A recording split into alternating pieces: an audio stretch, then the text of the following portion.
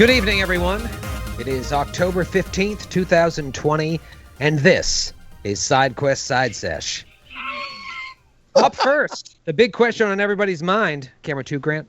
The big question... Camera 2, Grant. The big question on everybody's mind... You told me specifically not to do close-ups in an earlier email, and now in your opening shtick, you're like Camera 2, and now you are on the full screen, Troy, because of your own fault, hoisted by your own petard. Up first, the question on everybody's mind. What did you get for Amazon Prime Day? Joe? Well, Troy, I'm glad you asked. I got a 2-suitcase Samsonite set that I will never use again. Samsonite. That was the name. But yeah, I'm sure that it went on sale because no one is ever going to travel again. But I jumped on it, and then today I was like... is still in business? Samsonite? I'm joking. Dude, yes. Not only, man. They're crushing it. Grant The industry leader. Burger's got one, right? Isn't your giant one a Samsonite? I'm sorry. It's Costco brand Ricardo for the distinguished European traveler. He married into the Samsonite family. Ricardo Samsonite. Anyway, I'm very excited for the first time we do a Glass Cannon Live that involves a flight. I'm very excited. Yeah, good for you. Matthew, I feel like you were a big Amazon Prime Day guy. No, not really. Nothing. Not like a video game system or something? No, I'm a simple man with simple taste, Troy. Yeah, all right. Like what? Like this delightful seltzer that I'm drinking. Made from tap water. Oh, that's right. Pandemic economics. Pandemic. Grant, did you get anything for Prime Day? Big electronics guy. Looks like you got a new camera or light there every week coming into your Pee-wee's Playhouse of a bedroom. I got the unused 5D Mark IV behind me. That's the wife's camera. That's what we call it around the house, Angel's camera. I got a couple of like lame things, and at first I was bummed out because it was like all stuff I needed, like this supplement, all these like boring things that were like $1 off, and then out of nowhere, the capitalist angel sang from heaven and gave me a half-off Vitamix blender. Ooh, baby. Ooh. Your wife gave you half off a blender? Yeah. There's more than one. Why doesn't she just let you use it day to day? That's a weird nickname for her, too. Capitalist angel. Who's gear poor in the Burger Yow household? Seriously. Sounds like it's grand. Let's just also say part of our early pre-show talk was Matthew saying that he can't get past 10 minutes of Crusader Kings without it crashing. So I stand by my earlier comments about this man having an 8-year-old iMac that's running with duct tape and chewing gum. It's He's a nice playing computer. the tutorial since Sunday. Yes, I've been Crusader playing Kings. That game is well known to be such a huge pull on graphical cards. Yeah. The crisis of 2020. I asked about this. It's not the graphics. It's the hundreds of thousands of computations that it has to run every time you make a choice. Right. So it's a process. Okay, I'll marry that person, and then my computer crashes. Stay single, man. Stay single. Hey, just listen to fate. That's fate talking to you. Made the wrong choice. Skid, big Prime guy. I feel like you like getting a lot of deliveries. Yeah, I'm in Tennessee right now visiting Samantha, my girlfriend. I'm drinking a Clinch River tongue tie rye dry hopped amber ale, delicious. Visited that brewery earlier today, and I bought Samantha a knockoff gravity blanket for Prime Day. So hopefully that arrives soon. That's nice. You got I know a knockoff, you like... or you got the real thing? A knockoff. The real Yeah. ones are very expensive, but I got a knockoff. They work just as well. I hope so. I hope it does. Gravity works Also the same on affected all by blankets. gravity in the same manner as the brand name. I know you're a big Prime guy because often at the office, back in our office days, we just get random packages for Skid like every other day. And you'd open up and be like, there's that mug that I ordered. There's never anything like, this is what I need, a hard drive. It's always like That's good. A pencil Well, holder. that's when people were stealing our packages every single time that would be dropped off. That everything we would get at our house would be stolen immediately, and that's since stopped. But yeah, that was very, very helpful. I didn't even know it was Prime Day. My wife all day long is like, we got to get some stuff. And she made like 20 orders. I'm like, why don't you just make one order? And so now we're going to get a bunch of garbage every single day of the week. But it ships fast. I did order some early Christmas presents yesterday, like yesterday night, and they came this morning, which is crazy. Did you have your Christmas playlist playing as you were ordering your Christmas gifts? November 1st, Grant. 17 days away till we start cranking up the hits. Matthew, you shake your head all you want. Best decision I made in my life. And I'm old. It's a good thing your wife doesn't listen to this show. She would agree. So, right as well. Speaking of shipping, I just wanted to give a shout out to longtime friend of the show and supporter of ours, Mick Servos, who Happy birthday! Is it his birthday? Happy birthday. It is. Oh, it's Mick Casimir's birthday. Oh, Mick Casimir's birthday, yes. Different Yeah. Mick. Happy Different birthday, Mick. Yes, Yeah, both happy West birthday, Coast based, both good dudes.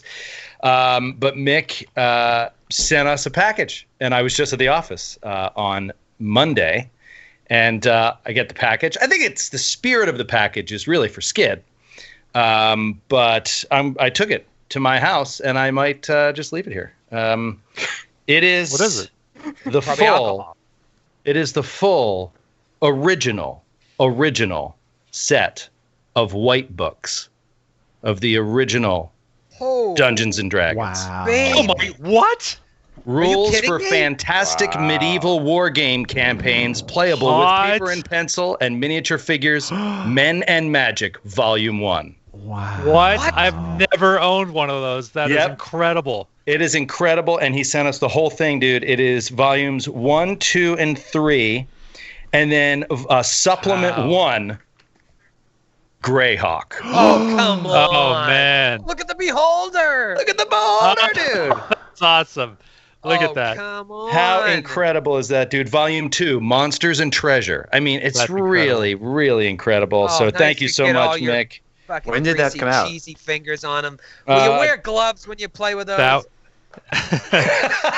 I believe the copyright is 1974. It is Yeah, 1974. Gary Yeah. Gygax and Dave Arneson.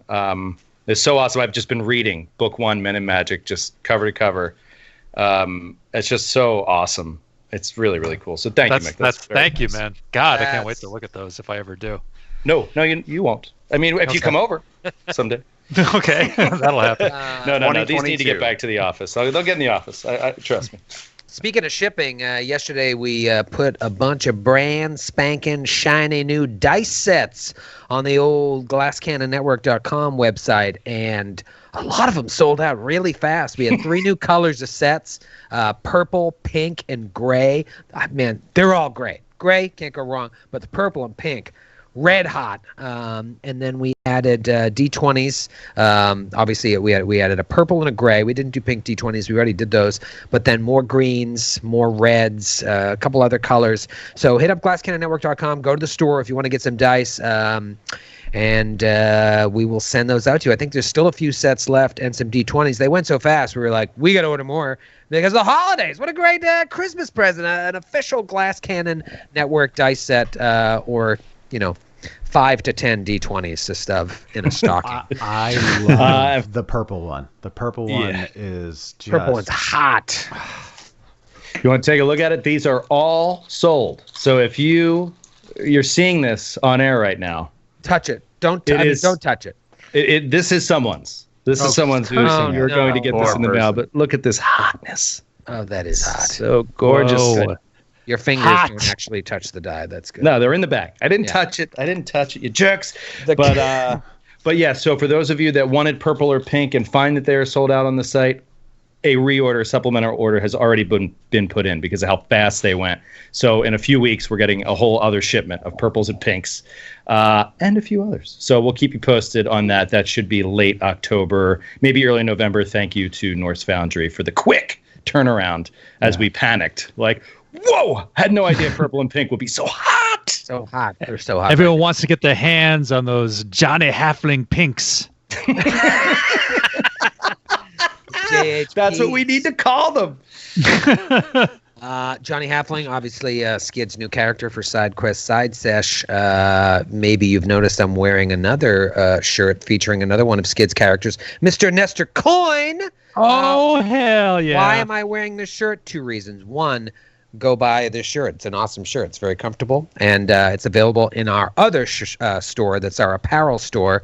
I don't know the link. It's not just like bibbidybop.com/store. It's a lot more complicated, but go to our Instagram, check out that store, get the Nestor shirt. But why am I wearing it? Because this Monday, October fucking something. I don't know what day of the week. 19th. Myself, Skid, Joe, Matthew, Grant. We're going back to the office for the first time as a fivesome. We've all been there individually, grabbing shit, running out, setting up some stuff, doing a little bit of work. We're all going back there to start recording Giant Slayer again. Mm-hmm. Isn't that crazy? It sure is. It sure is. It actually is. I mean, it's just nuts. It's been so long, and this is happening. We're going back next week. We're going to be there recording pretty much the whole week and the week after, just stockpiling some eps so that we can bring that show back along with Androids and Aliens in November. So I'm excited and terrified because we couldn't have ended on a more like, what is going on moment? You know you're nearing the end of book 5. You know that the final book in the story is right around the corner. This is going to be a crazy finale. The road to the end starts up again very soon. One good thing that's, if anything good has happened during this pandemic and this forced shuttering your windows and staying inside your house. Forced quarantine without feeling like you're going to catch something that might kill you, is we've been able to make some really good friends, some new friends, some new connections in the RPG world. And one such friend that we're really excited about is Beetle and Grimm's. Do you guys know who Beetle and Grimm's is? First of all, go to beetleandgrimms.com. The stuff that they are putting out is awesome. The first time I heard about them, I saw an Instagram post by Paizo because they are doing a joint venture together where they're making like handbooks of all the Pathfinder 2nd edition classes. And that's the shit that I had when I was a kid playing D&D. Like I still have my cleric's handbook or the priest's handbook, the monk's handbook, and they're making those. They look amazing. So I had heard about them. And then we got in contact with them because we were wheeling and dealing. We want to do some fun stuff with them because I'm kind of obsessed with everything that they put out. They're doing a lot. They do a lot of D&D stuff. They got Icewind Dale, Curse of Strahd, Rime of the Frostmaiden. They put out these beautiful luxury editions. But we were like, we want cool stuff like that as well. So we've been talking with them, making some new friends, and they've got a really cool Kickstarter. That's is it already launched, Joe, or is it launching right now? No, it doesn't launch for a few weeks. Okay. Yeah, October 27th it launches. But it's the Paizo based Kickstarter. It's the Kickstarter to gain interest in those class books. So if you want, all I know for sure is that they're working on from talking to them, is that they're working on a cleric guide, a fighter guide, and a wizard guide. I don't know what else is out there, but it's like the image, like the teaser image of the cleric guide is just, what's her name? I forget her name. I'm blanking. Out there with her, scimitar, just like fighting evil in the depths of the tombs. But yeah, the old school, like really, really focused class guides, which I just go to like fan sites for now. You know what I mean? Right. It's like I'd like to see a more professionally produced piece to focus on those. So yeah, the Kickstarter starts October 27th and goes to the usual Kickstarter length, I guess 30-ish days. beetleandgrimms.com/Pathfinder. It's pretty sweet. It looks like they have character sheets that are designed for the individual classes, which is something you did when you played. I mean, I played 2nd edition. Skid, you played first, right? Before you played, like more first than I ever played. I think I only had a little bit first, and then 2nd came out. But like character sheets that are designed for a wizard, designed for a cleric. It looks really cool. So we'll post some stuff on social media when this launches, October 27th to November 30th. So it's going to run a little over a month. If that sounds like something you'd like to support, definitely check them out. We're really excited to be working with them. Yeah, and then stay tuned for Glass Cannon / Beetle and Grimm's stuff. That's what I'm saying. We had some emails going back and forth with them today, and I'm so fired up. Collab? A collab? Collab zoning. Not, It's exciting. Not going to say anything else. A lot of people are They excited. got some. Oh no, go ahead. A lot of people are excited about the Travis Scott times Off-White new Nike Air Jordans, but whew, some other stuff Not is me. out there. Not No, me. this stuff, the Beetle and Grimm's, it is some of the best production value of anything RPG related I've ever seen. So I am so psyched. I'm so psyched for all this. I'm very excited. That's very exciting. Likewise. RPG stuff needs to be sexier. So Yes, agreed. thank God they're in the community. The last note that I have here to go over before we jump into today's show, we've just been gabbing for 20 minutes. It just says lucky break. Skip. Oh no. Oh, Talk about this. Do you want to talk about this? Do you want to apologize to the listeners? I've been thinking about it. I've been Sounds like an pondering it. unlucky break. Is there any higher calling? Is there any nobler station in all of history, in all of human endeavor than the snitch? Than someone who just snitched somebody out for no good reason in front of the whole world. That is just the finest thing to which a man or woman can aspire. And I, for one, salute whoever it was. I've not committed their name to memory. It was a lot of them. They were emailed. But somebody pointed out that one of the spells that I used, Lucky Break, or one of them. I have 2 luck-based spells. One of them is third party. Lucky break. So, and I can see where the objection would come from because it was not game breaking. It was thematic and it was fun. So I can see why you would absolutely want to eliminate it from the game and make sure that everyone knows so that it won't come back. So don't worry, sirs and madams. It will not be back. Allay your fears. Don't worry, pretty little heads about it because it will not be back ever. So everybody thank those people. Go back, look through the social media, find out who they are, and give them a big old thumbs up and a thank you for your old pal Skid. I appreciate the snitches. You're doing God's work. The work of the Snitches. gods. Keeping Matthew honest since 2015. And then in parentheses, and now Skid. Now featuring more Skid. Yeah, I saw that. I was like, oh, this is going to be funny. This is going to be funny. Just to see Skid I am pissed. I didn't know any of that was happening. I didn't see it. I missed it. That is devastating because I loved that spell. I love know. the spell. It was Here's the super thing fun. about third party, though. You could just be like, here's a spell I made up. Let's use it. Sorry. It's not how we do it. Yeah, Skid, that was your mistake. You picked a third-party spell. You should have just made one up yourself. That was OP, and then Yeah, when Troy's like, I can't find it should've, yeah. online, like, oh, it's new. I'm introducing my new spell, Fortunate Break. It Go on. A fortunate turn of events. No connection. Oh, God. My We cheeks have hurt. zipped and zopped and flipped and flopped for too long. We got to get into this adventure because I was telling Grant and Skid before Matthew and Joe came up. Been digging deeper into this, really studying it because it becomes a little bit complicated, and there's a lot. It's a different kind of prep, this module, than the other ones in some ways, and it is a phenomenal module. And why I like it is there are similarities to the other two that we've done, Feast of Revimore and Midnight Mirror, but so different, and so different in the coolest way. So I'm excited for it. Tonight's session in particular, because I think this is the one that's going to be like, now I see what's happening, or do I? Last session, you guys were still investigating that collapsed building. The building that collapsed looked like something came up from underground and just capsized it. And then the local guards of Carpad, of Carrion Hill, came to investigate, and all seemed quiet. They walked into the ruined building, and then the onlookers, the bystanders, just heard screaming, saw people running out and being pulled back in by some invisible force, thrown up in the air and wrung out like a rag, smashed on the wall and pulled back in.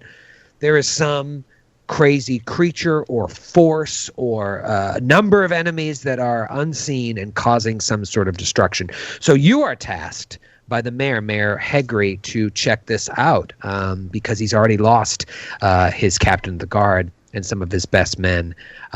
They're needed to do other things. He needs some heroes to go in there. So you go in there, you withstand the stink from the slime, this black slime that's covering anything. You find the body of the captain.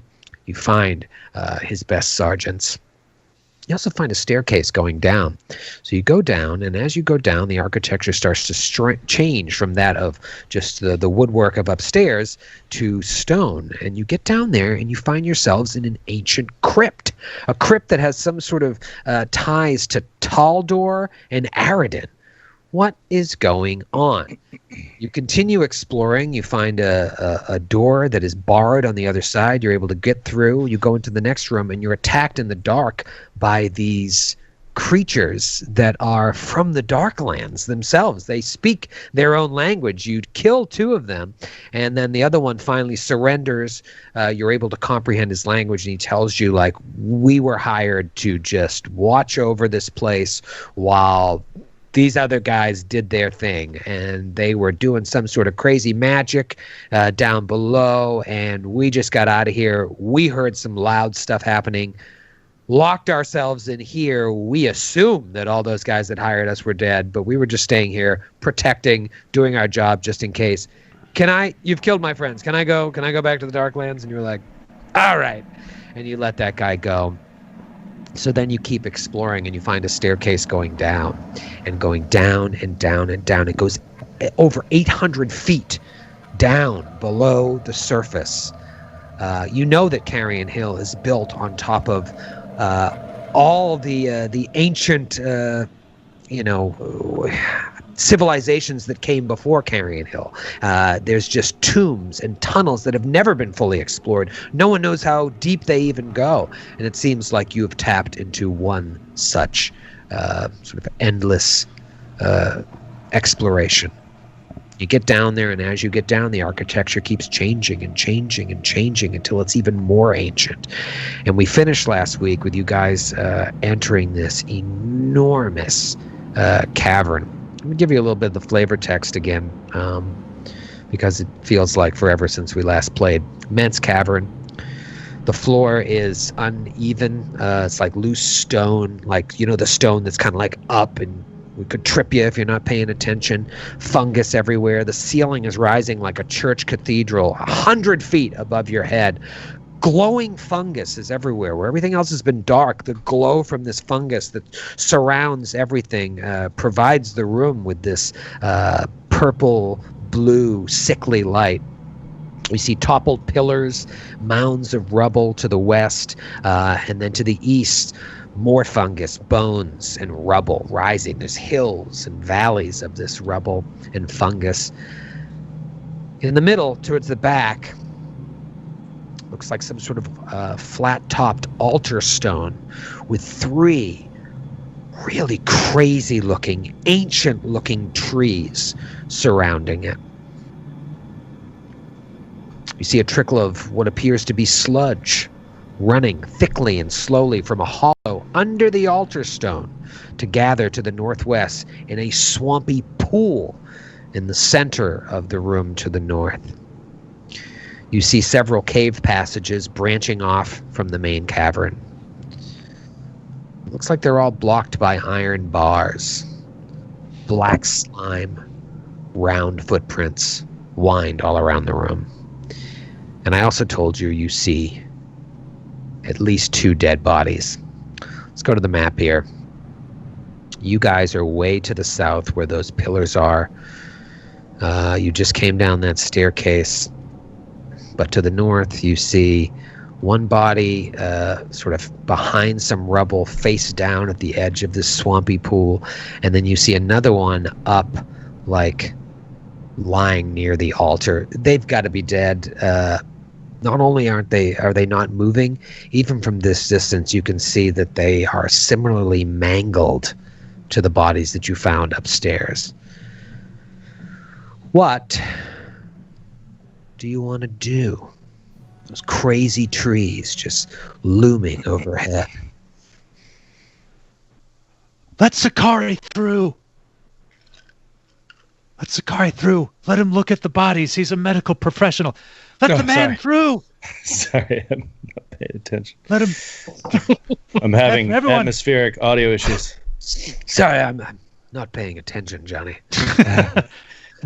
I'm sorry, Johnny. I am having atmospheric audio issues.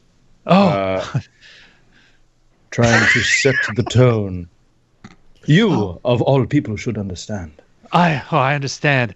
If you have auditory problems, you come to me. If you have medical problems, we come to you. And this looks like a medical thing happening. So There is. Where? And he will move. Oh, geez. He'll charge ahead. No, he's going to carefully step into the cave and roll perception first in the immediate area around him. Just looking to, for any signs of danger or anything immediate right in front of him. 18 perception. 18 perception. You just see that black sludge, a trail of it, sort of all around the room. Footprints, but you don't see any immediate danger.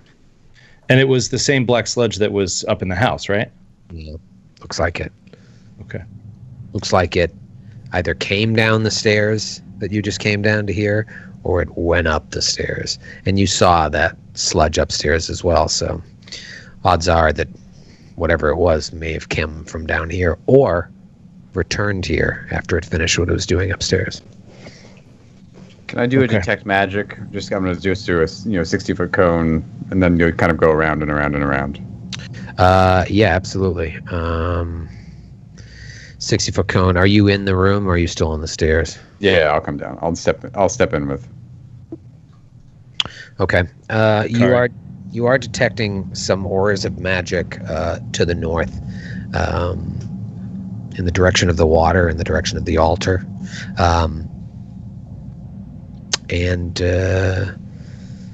yeah. Johnny, There's magic this way. What?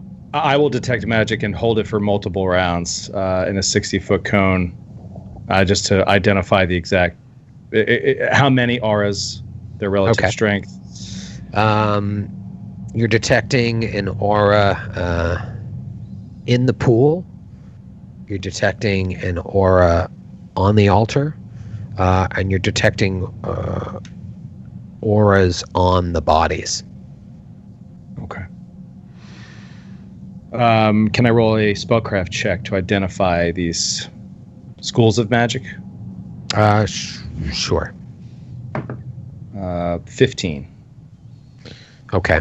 There are various schools. You're seeing some abjuration. You're seeing some evocation.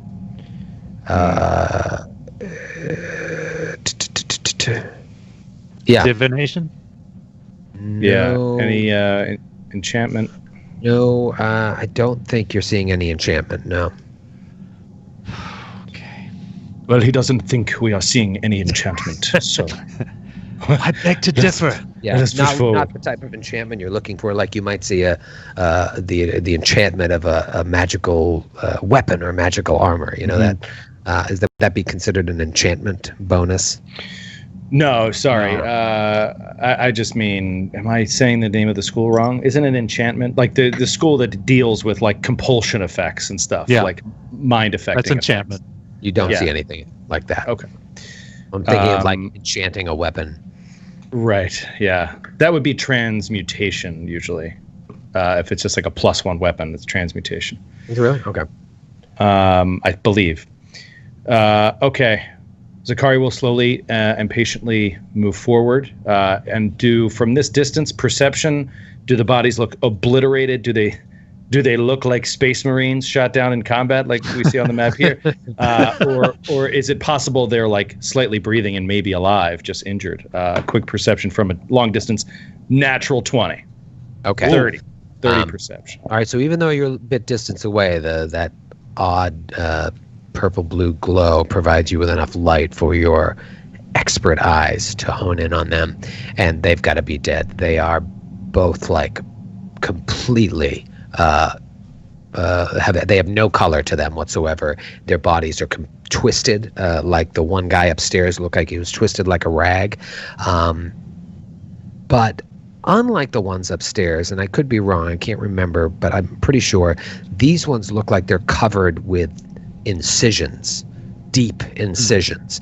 So even though you don't see like any blood coming out, you see lots of like open wounds on them. Okay. But they look like they're bloodless, like the ones upstairs, but covered in open wounds, circular and slashing. They appear to be dead. I'm afraid we are too late. But I will still examine them and see if I could find what has happened here. And he will slowly move forward again, making his way. Now, this rubble that's in front of me, is this easily crossed over? It's just difficult terrain, or is it like a wall that I have to walk around? Yeah, any space that has any chunk of rubble in it would be considered difficult terrain, but you can climb over it. The altar area is actually up on like a mound. You can't really see it from here, but imagine that body is like 10 feet up. And you don't have to climb. It's just you're going up to get on top of it. Okay. So as you come over... Yeah, I was going to just say, as you come over, these trees are just so crazy, the way they wind up. You've never seen a tree quite like this. Like they're reaching for the ceiling and never quite getting there, and they twist out over you. And that glow from the fungus is just casting crazy shadows all on the floor as you walk towards that first body in the water. Okay. Zakari is looking warily at these trees. Like, they seem menacing to him. As if they could come alive and just like grab him or something, so he's very nervous.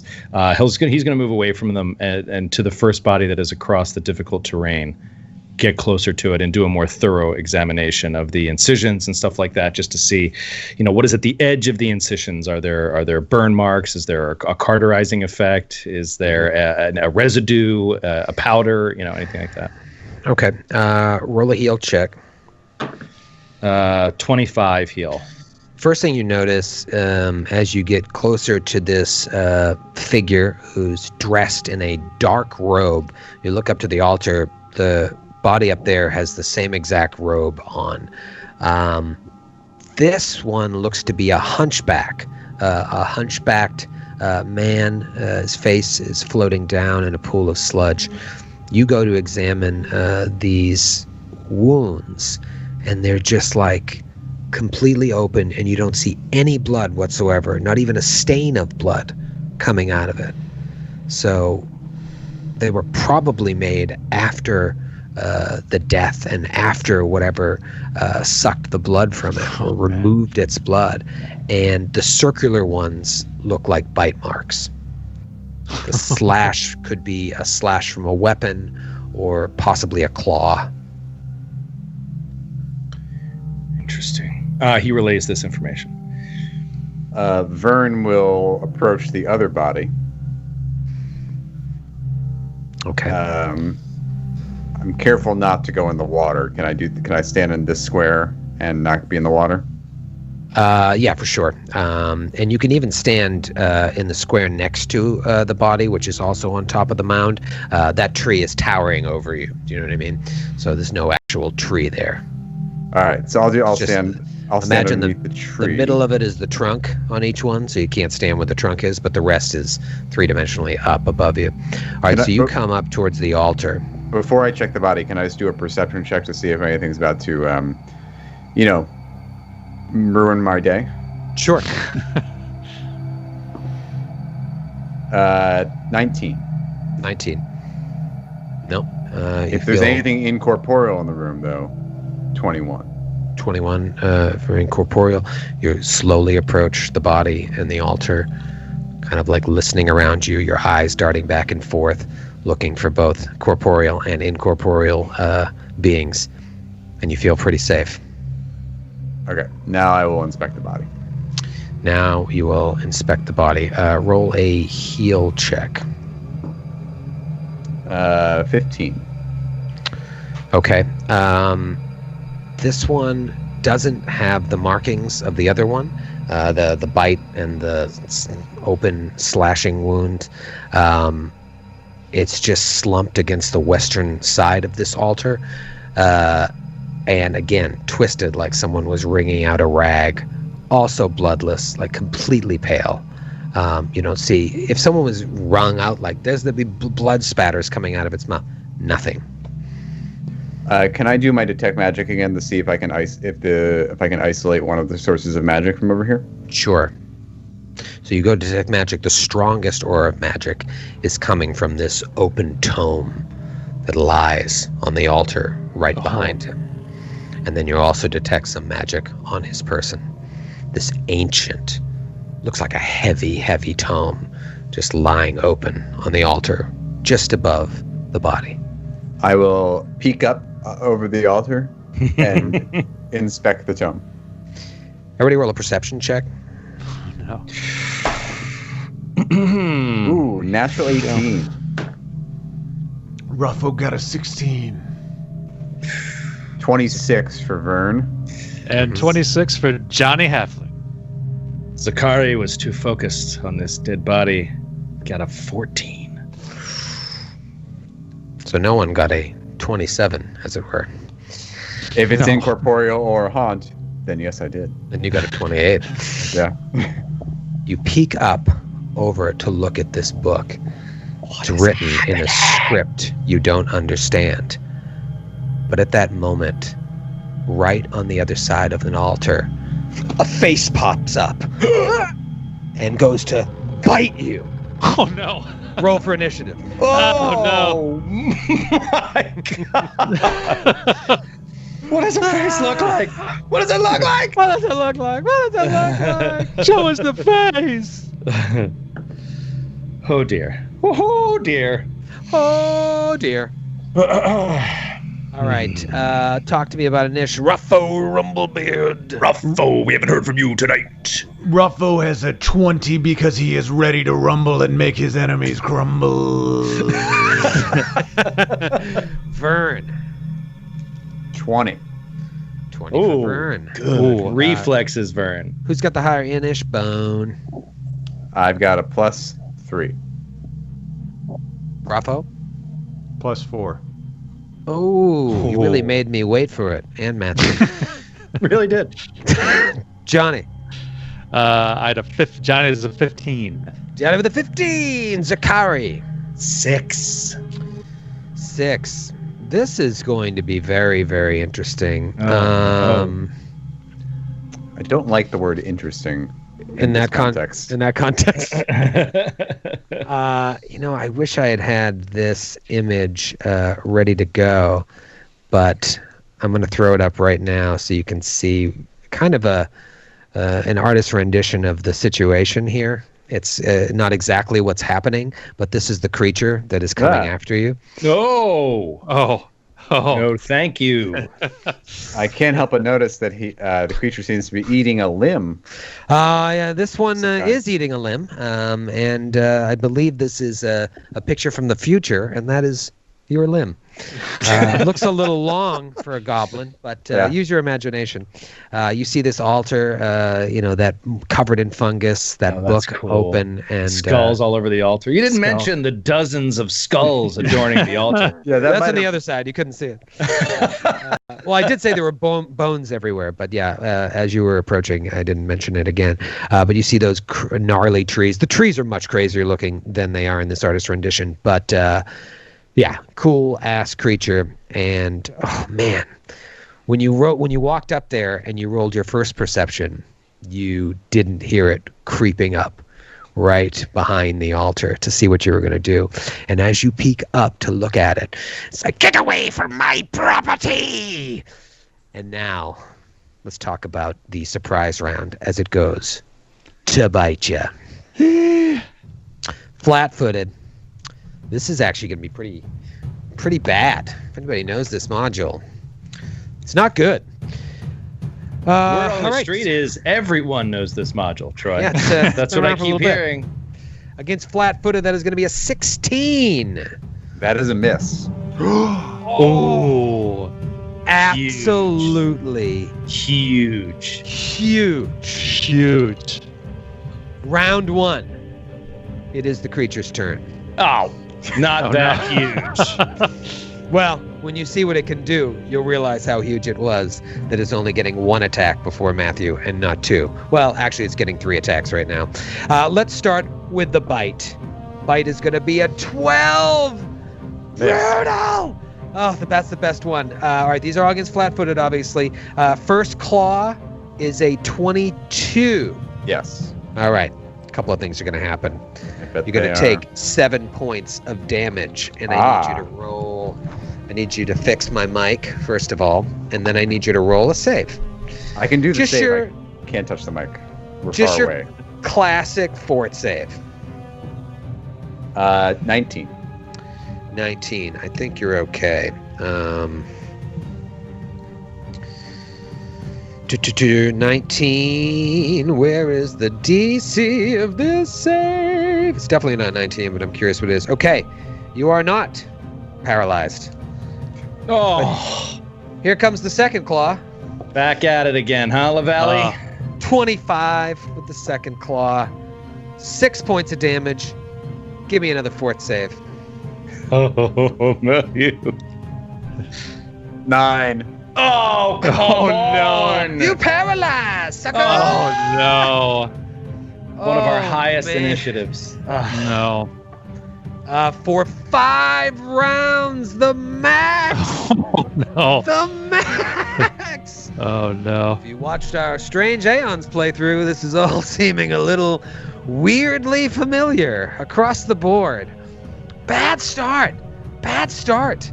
Let's kick it on over to Raffo Rumblebeard. Rumble, this is what you see. Peeks his head up, something comes out, goes to bite him, he's able to move away at the last second, and then you just see a fury of bite claw. And now Vern is just immobile at the top of this mound of fungus and skulls. What do you do? Let me tell you something, brother. I am about up to here with ghouls and goblins and spooky ghosties like you talking about your property. You shouldn't be concerned about your property because right now your ass is mine. And as soon as I get my hands on you, I am going to knock you out. That is a promise and has mechanical consequences within this Pathfinder system. While you're making that speech, Matthew, take another 11 points of damage. Forgot to add sneak attack. Oh. My bad. And did you get hit by that first claw as well? Yeah. You did Okay. 2 claws. You missed your surprise round attack.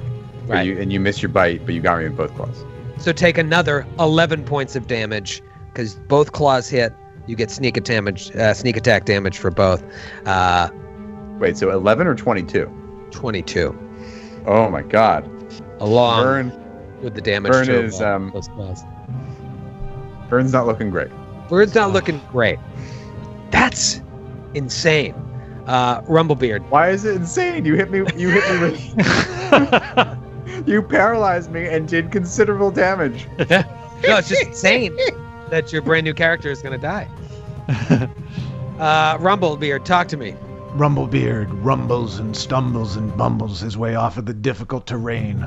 He has moved on the map, adjacent to Johnny, but just behind Vern, as far as his 30 feet will take him, and he enters a state of total defense, having his claws up ahead in front of him. It's probably smart. If this guy wants to spread the pain out, boosting that AC is only going to help. Total defense is a standard action, right? Correct. Right. Let's kick it over to Vern, and then let's kick it over to Johnny. Wait, I can take mental actions? Yeah, what mental action Yes. would you like to take? Talk to me about what's going on in your head. You just Purely took mental. 22 points of sneak attack damage, and I think like another 14 of bite damage, and you're paralyzed for 5 rounds. I'm sitting at 9 hit points, but for the record. But I would like to roll some knowledge checks that nobody else will get to benefit from. Okay. You want to roll a knowledge religion? I would. Sure. 20. 20 on a knowledge religion. It's a good one. I can give you 1 bit of useful information. You know what? I'll give you 1.5 or so. You're dealing with a ghoul. Obviously, this thing has paralysis. It can give you disease. This one looks to be particularly skilled at capitalizing on weaknesses of players who are flat-footed. It's stealthy. It's got some rogue abilities. I can tell you that. And then the last bit of important information that I can give you that you can't already intuit yourself is that it has evasion. So if you do something that requires a reflex save and he makes it, he won't take any damage.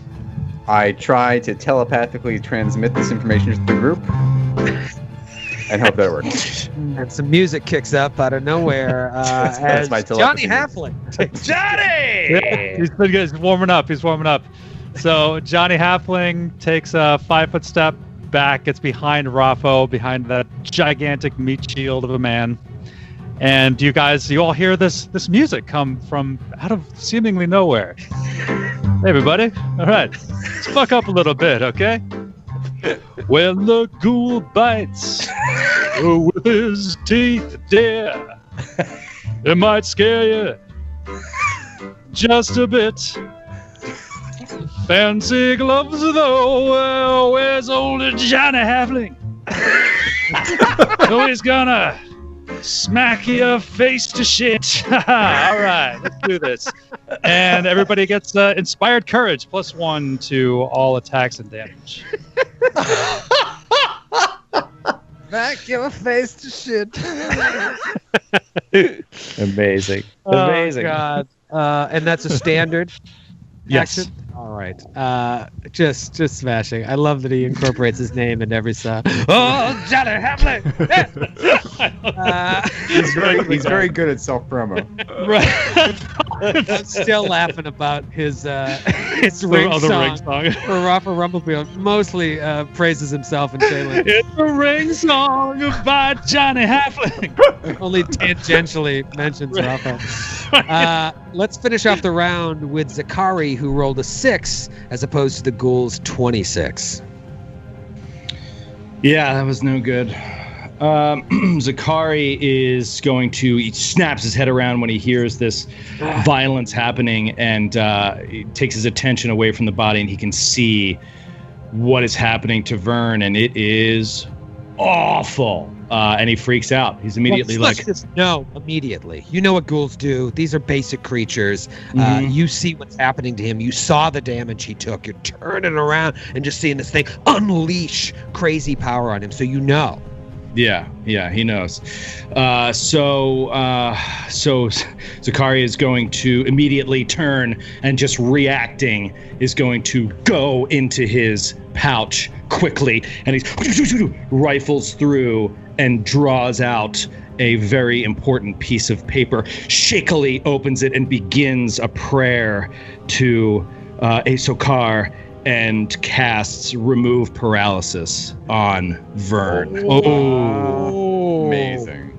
Does it give him a new save or automatically removes it? Automatically removes the paralysis. Beautiful. Wow. Is that ranged?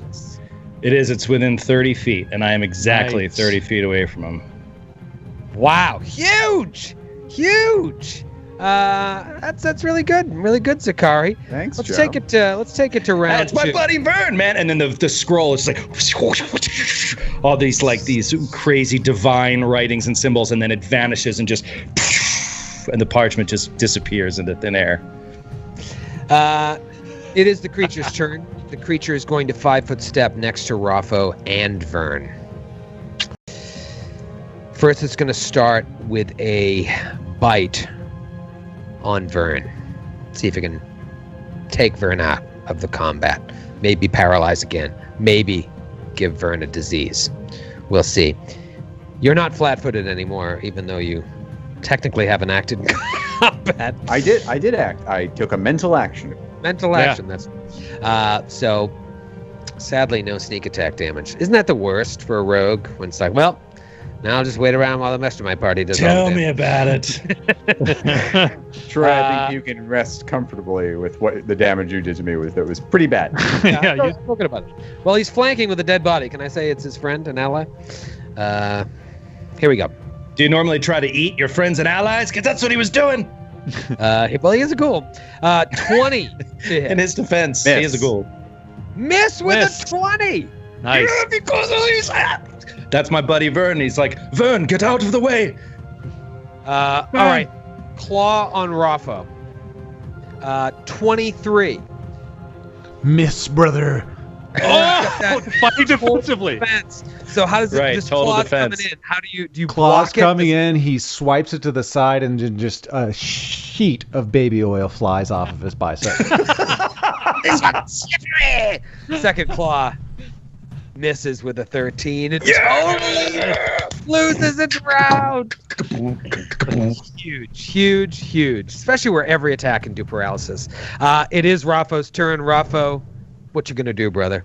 I don't know where you received your degree, but it's about time to take you to the School of Hard Knocks. Crack! And he takes a move action to enact martial flexibility to grant himself improved trip. But then he said, sweet. Now, martial flexibility doesn't allow you to have any feat. Any feat that you are qualified to take. So I can't that take to me is like, you have like a crib sheet of like feats you like. Because I've played that before, and I'm like, what am I gonna do? It's a million feats.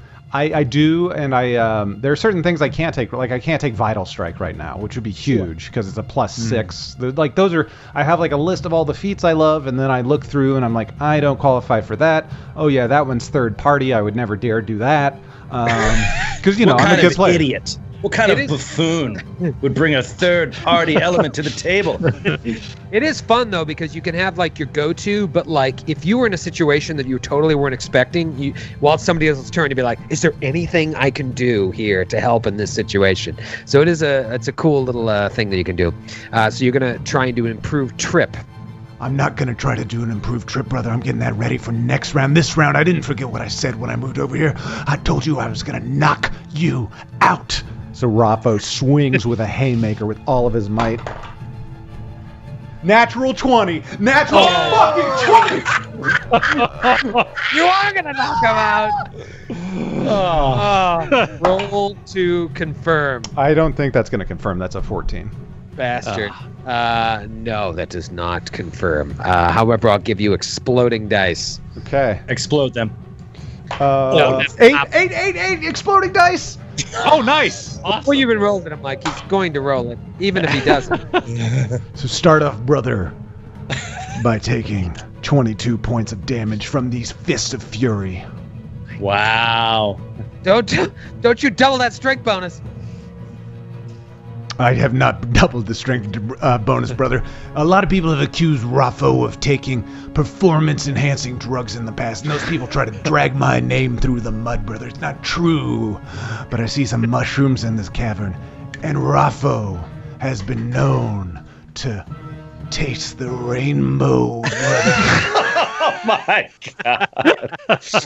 I borrowed these glasses from V. Stiviano, the former girlfriend of now disgraced former NBA owner Donald Sterling.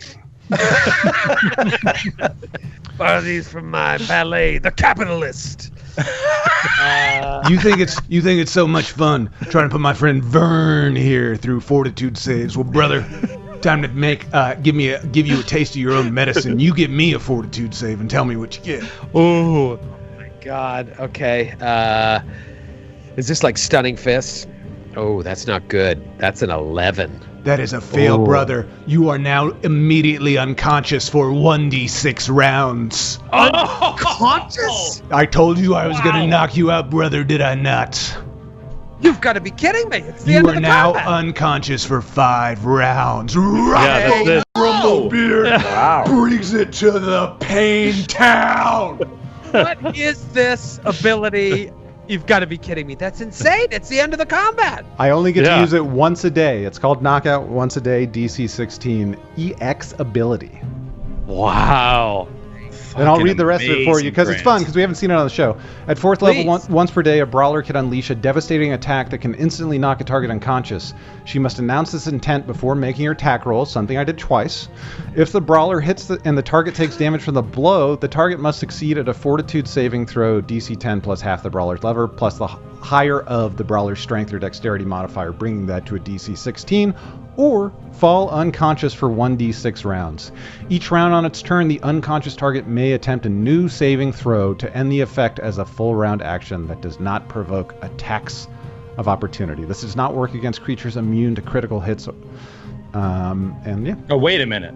Or It's undead, yes, right? So isn't it immune to things with a fortitude save? it is. Yeah, unless they also affect objects. I believe, but it says here that creatures immune to critical hits or non-lethal damage are immune to this ability, and this is immune to non-lethal damage. Oh, damn. Oh, no. Bummer, you had it. It was so good. He swings back and forth, and it looks like he's gonna knock out. But I mean, he's just teasing Raffo. He's making Raffo feel like a big guy. But you still take 22 points of damage. Hey, 22 points of damage is no joke. But I thought we were moving on to the next part of the adventure. That is insane. That is insane. What a great ability. Imagine it's the boss. Yeah. Well, now, it's a save. It's tempered by getting that new save every round, but that's fucking cool. It's fun to have a save or suck ability for a fighter class. Yeah. No, I like rolling dice. I strongly disagree. Let me explain what would have happened if I was playing that exact same character, Grant. Troy would be like, natty 19. I mean, guaranteed. Everybody would be like, yeah, Billy sucks. Oh, no. I'm out of here. Been shut off. The producer. That is what would have happened if you had that ability. You would have exactly what you said, and then your camera would cut out. Yeah, you've been too negative. We had to shut you out. Oh, there he is. All right, hell of a round, Raffo, across the board. I have a feeling we're going to see Grant play a brawler much more often in the future. But now it is Vern's turn. Vern, your paralysis has been magically removed by your buddy Zakari. Has this happened to you before? You guys have been adventuring together for a while. Clearly it has. He knows. He's paralyzed. I can tell from his back. Well, Vern, I'll tell you what Vern does. Vern just sort of goes with his gut. And he just gets into trouble before Zakari even knows he's in there. It's like, why did you walk to the altar and look at the book before I finished over here? And so there's been quite a few times when Zakari's like stumbling to catch up to Vern's instincts. But only one of us has faced an assassination attempt. So that's true. That's true. Okay. Do the math. Vern, what do you want to do? Vern's going to take a 5-foot step. Okay. And then I would like to channel positive energy. Ooh. Oh, okay. Heal your friends or harm the creature? Harm the creature. Okay. Hold on. I got to make sure I can do this. Por qué no los dos? Why wouldn't you be able to? It might be a thing in my archetype. I feel like I read. Oh, yeah. Sometimes those archetypes allow you to heal, but not to be used for harm undead. Right. Yours can only be used to cook sausage. Yes. You know what? That wouldn't be all that bad. You could channel positive energy, but only to cook sausage. You can only cook sausage. It's a weird archetype. Oh no, I just can only choose to channel positive energy. I can't channel negative energy in character creation. So will save? Indeed. All right. Got that little channel resistance bone coming at you. Channel resist bone. 22, brah. All right, so you save. So for half damage, Give me that half dam. you take 5 points of damage. I love undead. We went through a long time in Giant Slayer before you really fought some undead, and I'm glad to have them back in our lives. There's plenty of them in Strange Aeons. Good round, Vern. 5-foot step. Channel some paws. Do a little dam. Make love Make tonight. a little noise. Johnny Halfling, everybody. Ladies and gentlemen. Johnny continues to sing. Just goes on like that. And he is also going to channel offensively. So please give me a fortitude save. This is amazing. Offensive maneuver, sir.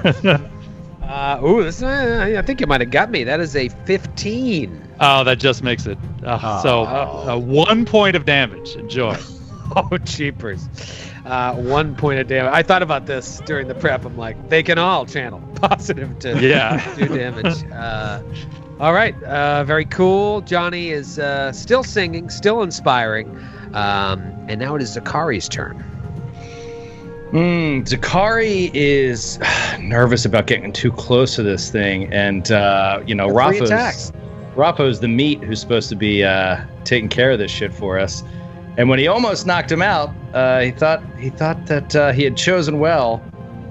But now, my problem is I just don't want to get too close to this dude. Yeah, I don't blame you. Let's see, because I'm the only one that can get people out of it. So, jeez. Is remove paralysis a spell of yours, or is it you have a bunch of scrolls? Well, it was a scroll that I had. But there are other options. So we have other options. Yeah. So I'm going to delay. Delay. Okay. Classic Zakari move. Let's go to the top of the next round. It is the Ghouls' turn. The Ghouls like shaking off that punch by Raffo. Felt like he was going to feel a little faint. Then he remembered he has undead traits. He is going to try and unleash a full attack on Raffo. Let's see what happens.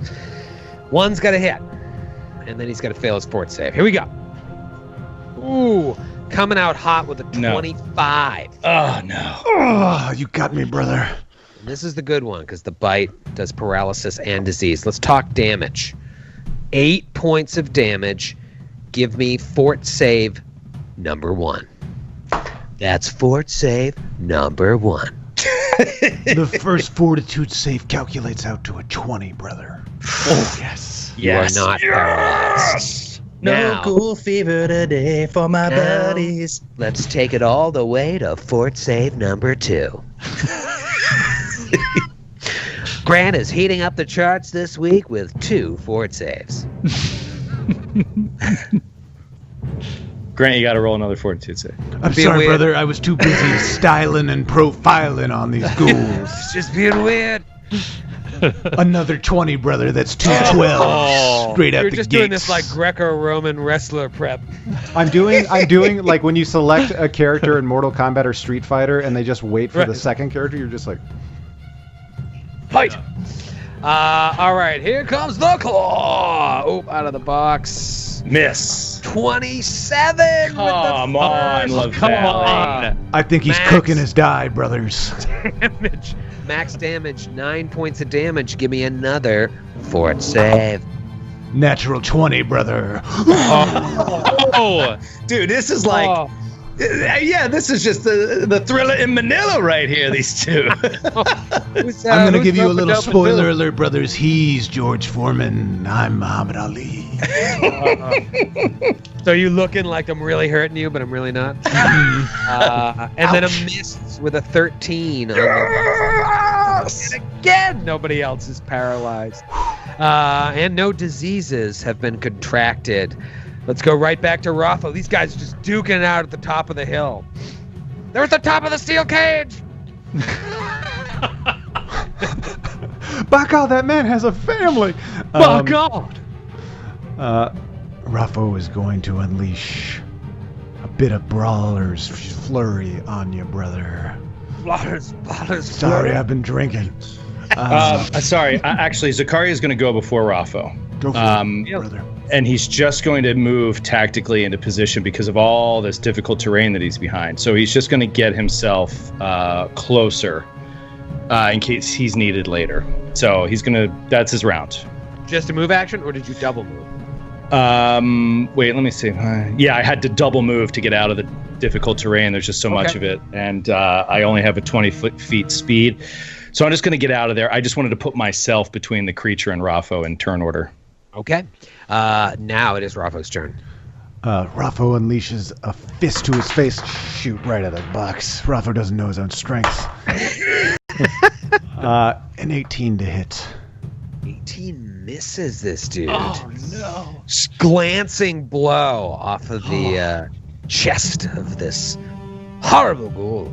Blood dripping from his mouth. Actually, no blood dripping from his mouth. Well, it's time to show you the second half of this brawler's flurry with a trip attack. Okay. Plus Get it, 13. Well, that's 7 on the great. die. 20 total. 20 total against CM Dizzle. Correct. That is a miss. Oh, no. it's a bad roll. 7. Bad roll. It's tough. Okay. All right, fair enough. With improved trip, doesn't provoke, which is nice. So even if you miss the attack, you still get the free trip attack? So they're That's two good. separate attacks. You have improved 2-weapon fighting as a brawler at this level, basically, and when you do Brawler's Flurry, it Oh. counts. I could actually I believe I could attack you twice with it, but instead That's of interesting. doing a maneuver. This is where that monk stuff is coming into play. Right. Very cool. Very cool. Cool class we don't see a lot of on the network. Let's kick it over to Vern. Vern still hurting, but channeling like a boss. But Vern's gonna do something different here. He's gonna cast a different spell. Spicy! A little spell called Searing Light. Oh, good spell. Man, you want to get a nice sear on the ghoul. So I'm gonna give you a nice sear. I gotta succeed at a ranged touch attack. But it's a -4. -4. Take a little -4 to that ranged Natural touch. 18. Oh, nice. Beautiful. So that is a 23, including the -4. Wow, not bad. What is your ranged bonus? A plus. Oh, +8. So actually, it's a 22. It's amazing. That is a hit. I'm highly dexterous. I'm a little You are, goblin. evidently so. What kind of save do I have to roll here to try and avoid some of this damage? Save? What are you talking about? Save? You fool. Come on, give me a save. I'm sorry. Per the rules of the game, I cannot offer you a save. Matthew, sorry. how long we've been friends? You can't give me an old friend a save for the holidays? Nope. I can't give you a save, but what I can give you, because this guy is undead, I can up my damage dice from a D6 to a D8. Oh, yes. Dude, God! get ready to be a pile of desiccated flesh dust. Who used You are to burn donezo. searing light all the time? Was it a Jade Regent thing? I used it, Jade, a lot. Yeah, you used it, Jade. Classic. That's that's 21 points of damage from this. The light sears his skin. Oh my god. Phenomenal. Oh my god. He is still standing, but he is fucked up. Good round for Vern. Vern, do you want to move at all? Take a dip in the pool? Vern will slide 10 feet to his right to kind of give himself a little more distance between him and the creature. Ladies and gentlemen, coming next to the initiative order, Mr. Johnny Halfling. Okay. Johnny Halfling's song continues. Everybody, thanks for coming out. When the ghoul strikes with his claws, dear, you might guess that we're all fucked. Fancy gloves, though, where's old Johnny Halfling? So he's gonna give you a bit of luck. Touch Rocco and grant him a bit of luck. Oh my god. Next round, all your D20s roll twice and take the better of the two results. All of my D20s? Yes! Oh my God. This ghoul's dead. Shades of Desna for this Exact. worshiper of Shaylin. Wow. That is fucking cool. God, this is so much fun. All right, top of the round. It is the ghoul's turn. That searing light really was not cool. I wonder if I missed anything. No, I can't. Wow, that just really messed him up. Okay. The ghoul is going to... I'm going to try and attack Raffo here. I really need to get through. Miss on the bite. Nice. Nice. Miss on the claw. Yes, Raffo Rumblebeard. And then a 27 with the final claw. No. All right, this is huge. Only 4 points of damage. Give me that fort save. Oh, this would be so clutch. Crack die. I bet. 18 on the save, brother. Son of a bitch. Yeah, that's no good. So he will finish that and then take a 5-foot step diagonally back away from Raffo. Just going back towards these trees hanging overhead. Rough round. Really needed a paralyze there. I can't believe only one of you has been paralyzed. It's a low DC, but you'd think shit would hit the fan one of these times. It is Zakari's turn. You got this guy on the ropes. Yeah, Zakari is going to step up behind Raffo, and similar to Johnny Halfling, but with a slightly different style, he's going to reach out and just touch Raffo and just say, "Finish him off for us," and grant you a touch of good. So roll twice and add +2 to all of your to hits for the next round. Wonderful. Or maybe it's just one to hit, but what type of bonus is that? Sacred. Excellent. So that will stack with the song. So it stacks with the song. Wow. So Yeah, it's it's all your rolls for 1 round. So all your attacks, skill checks, saving throws, all +2. I wanted to come up and give it to you before, but for the saving throws, but I couldn't risk this thing paralyzing me. So, But I thought about myself and I decided. well, I also would absolutely fail the fortitude save, the first one. So, huge. Raffo, it is your turn, and various gods are shining upon you. What do you do? you are all jacked up. Let me tell you something, brother. I haven't felt this good since we wrapped set in Miami, Florida in 1983, and I picked up a little package from a cigarette boat off the docks of Miami, Florida, and it was filled with big white powder! Raffo has clearly lost his mind. Amazing. I've heard of other men that may have needed 2 men to have a power trip. You only need 1 with Raffo. Raffo 5 steps in, stalks his prey, and he unleashes another brawler's flurry. But this time he has no intentions of tripping this man. Oh, no. He has intent of ending his sad little life. First attack is going to be a 24 to hit. Yeah. That's a hit. Did you roll twice? I roll should try to get a crit. in case it's a Did a crit? 19, not a crit, but Oh, closer to a crit. Not a crit. 17 points of damage on the first strike. Bah! 17 points of damage. I think if you hit him on this next one, you might be able to kill him. Come on. 17 on the first roll. 9 on the second roll. Automatic hit. Another maximum 17 points of damage. Kaka! Boom! The first one, and the ghoul is like, "Whoa," and then as he's going that way, you just crush him with the left hand, and he crumbles to the floor into a pile of dust. Yeah! Someone play my ring entrance music. it's a ring song by Johnny Halfling. Yes! And old Shaylin, she likes this song too. Yeah! The winner and still alive. Still alive. Oh, amazing.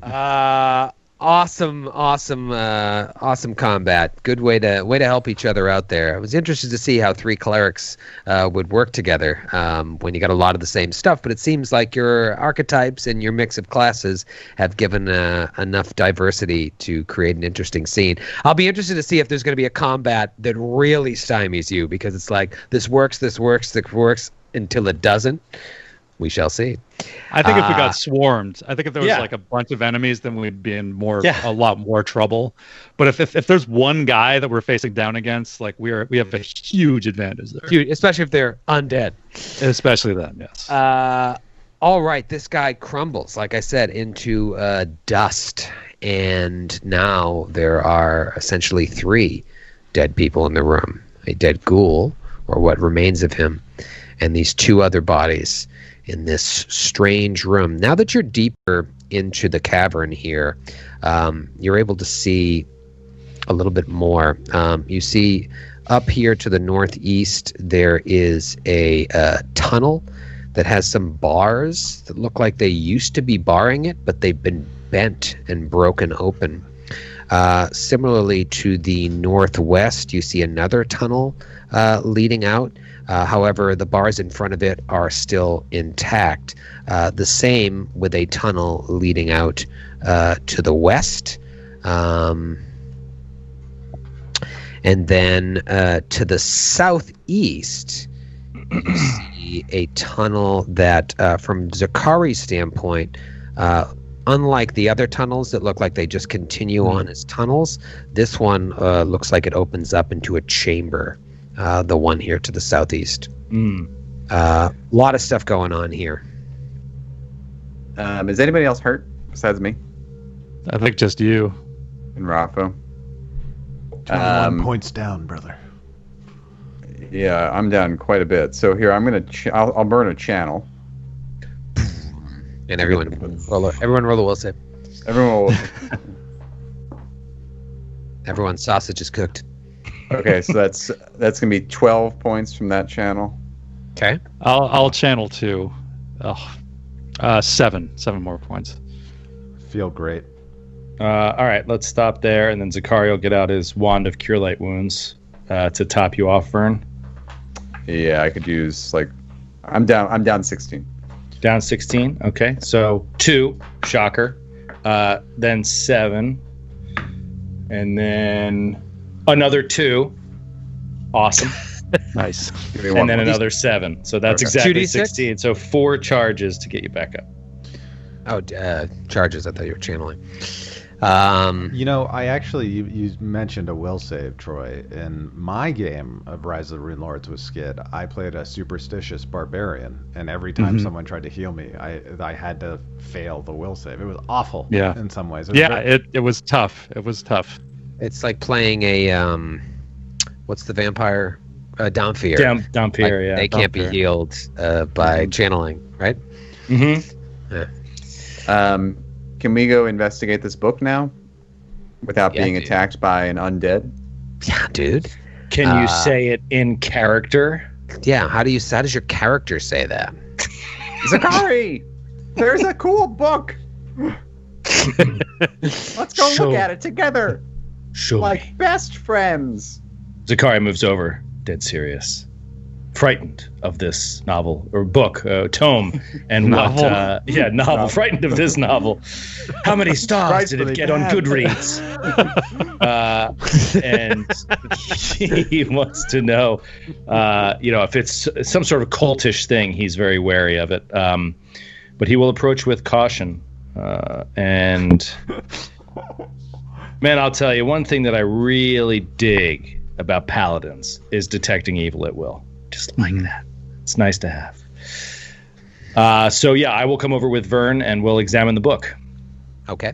Talk to me about what you're doing. Just peeking around. You Look touching at it, it with getting my tactile? eyes, Okay. and attempt to assemble the spots of ink on the page into What? letters What a in my bastard. brain that is language that I know. So you're just trying to read this first page that's up. Yeah. Out of control. Out of control lately, this guy. Dude, that sort of behavior needs to immediately have a fire trap, like cast. Repercussions. Immediately. There needs to be in-game repercussions. Yes. For that kind of dude. Yeah. He'll get his. Sure. You see on the sides of this tome, I mean, it's got to be 500 pages, if not more. It looks like it weighs a ton, might weigh 5, 10, 20 pounds. Can't tell. There are these like blocks. There's such an enormous difference between those. Whatever. All right, good. Lift it up. Well, you know it has some heft to it because I do this all the time when I GM. Like, it'll tell me exactly what like something weighs, or it'll tell me like exactly what something is appraised for. But you guys will fail the appraise or get close, and I'll be like, it could be 500 or 1,000 or 2,200 gold. You don't know, and it's 2,200 gold. I'll just throw And out. you also, by the way, hate appraise checks. It's Hate such a them. weird dichotomy. You'd I'm think that getting you rid of would appraise just, checks. you know what? In my game, I just read what it's worth because I hate appraise checks. Yeah, praise that's one of those skills that I'm getting rid of. Praise and sense motive. You're out of here, sense motive. I never liked you. I don't like giving my secrets away of my NPCs. It has these clasps on the front and back cover. You can see that look like they might like interlock to lock the book if it was closed. Just looking at the open pages, it is in a language that I assume none of you speak. How do you it know? is indecipherable. Go through your languages.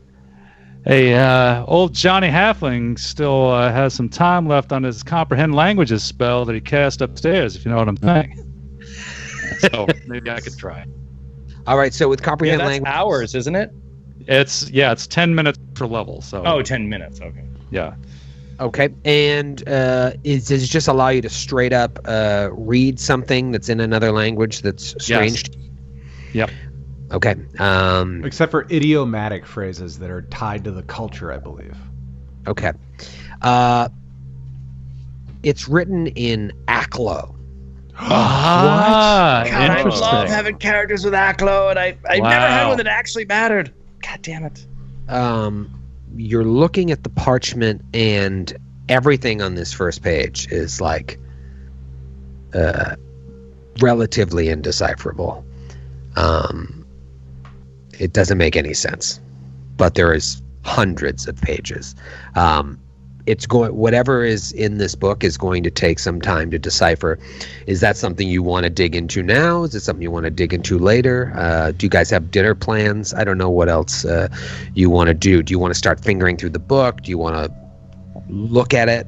Tell me what you'd like to do, because this first page doesn't make any sense to you. Yeah, well, I can read with the spell. I can read a page per minute, so I think this might be something that would be better handled later. So it says, guys, let's put a pin on this or bookmark. We'll come back to this.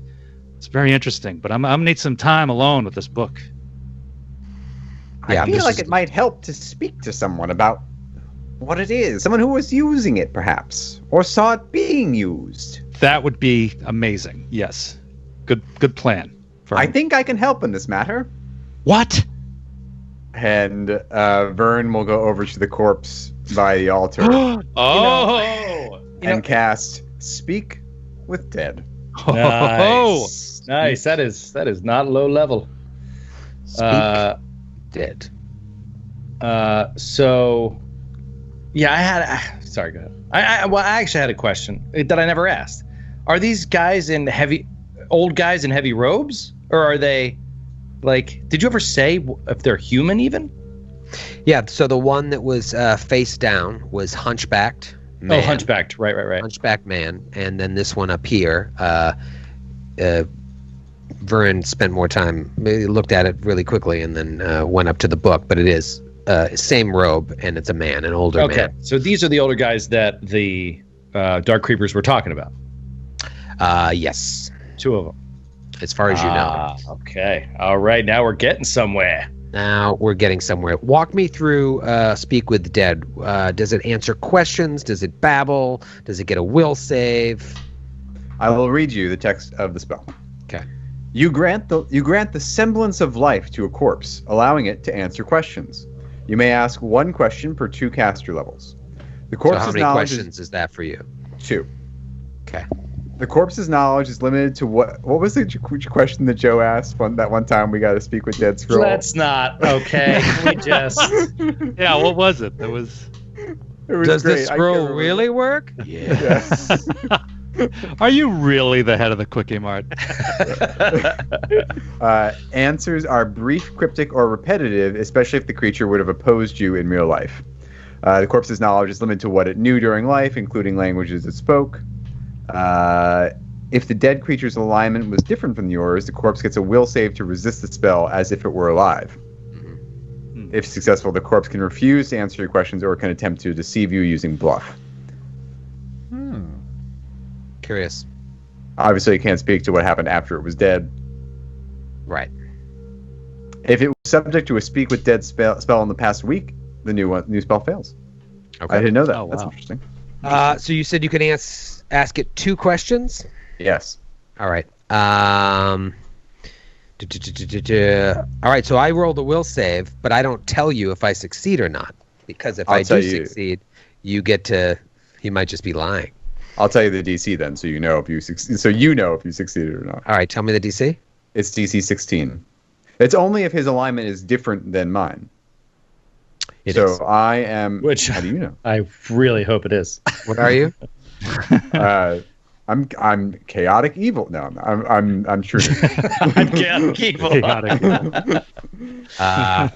Okay. So you cast it.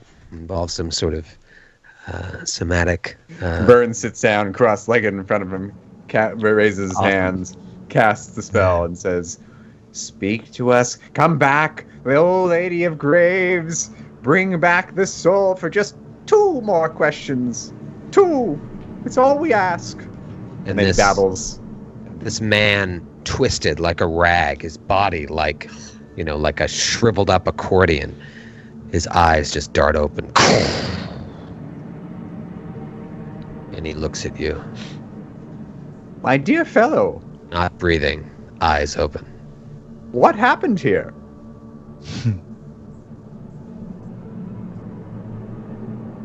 We tried to bring it back. And we succeeded. But we did not know what we did.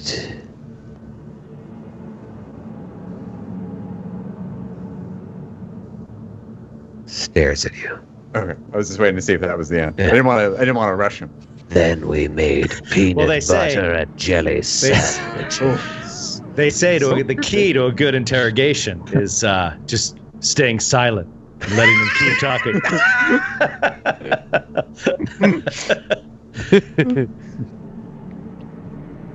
And question 2. Who are you? You, plural. He would understand from context that I meant... Oh, would he? Yeah. I am Bill. And then he slumps over and dies. Right. My social security number is... Wait, I always forget it. Is it 2... Look in my wallet. Wait. Text us half of it. And then say the other half out loud. Say you're not supposed to keep a copy in your wallet, but I am evil and defy tradition.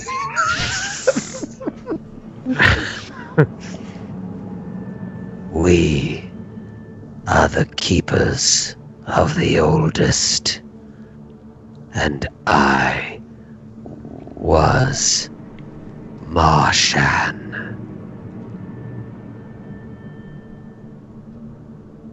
Marshan Lynch? Can I roll a sense motive just to see if he's bluffing?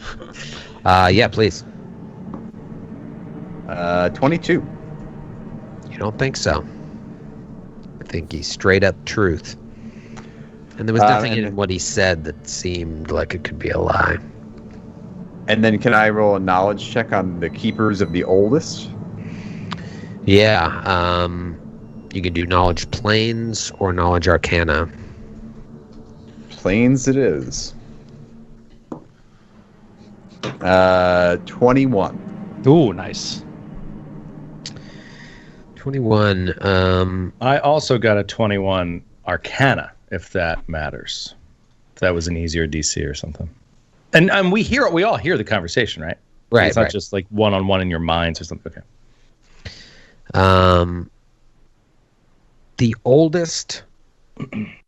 You haven't heard of the Keepers of the Oldest, but knowing what you know and knowing what you've seen so far, piecing it together with the knowledge check of trying to understand what that could be, you wonder if the Keepers of the Oldest is some sort of cult or sect devoted to these old gods, the gods in the cosmos, the gods in the dark tapestry. Not even just gods, but like just creatures beyond human comprehension. So he's saying that they were the keepers of the oldest. They tried to bring it back and succeeded.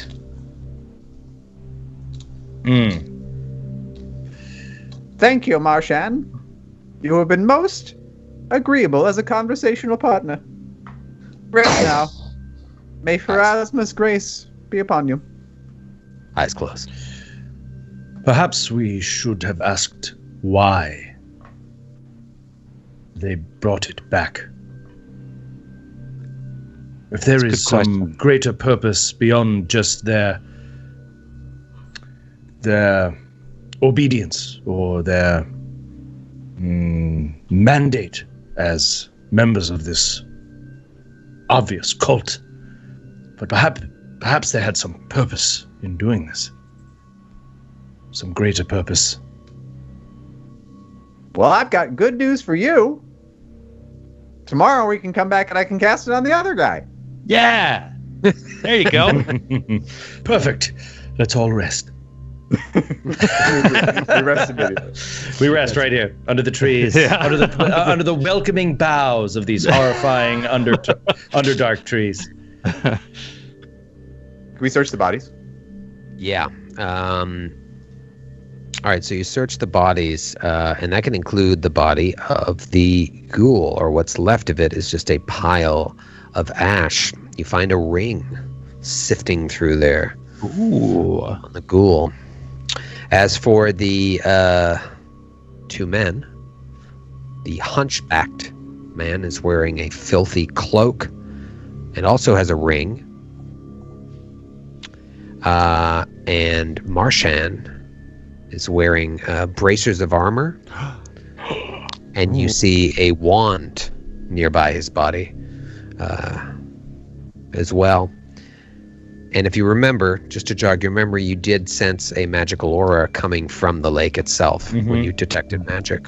Oh, I didn't forget. All right, let's. Can we spellcraft the rings? Of protection +1. Okay. Yeah, do a general spellcraft. It's another one of those checks I'm getting rid of. Natural 20, 27. Boom. Ring of protection +2. Oh, nice. Joe! And a ring of swimming. Oh, damn it. I wonder which one Grant's going to win in the roll-off.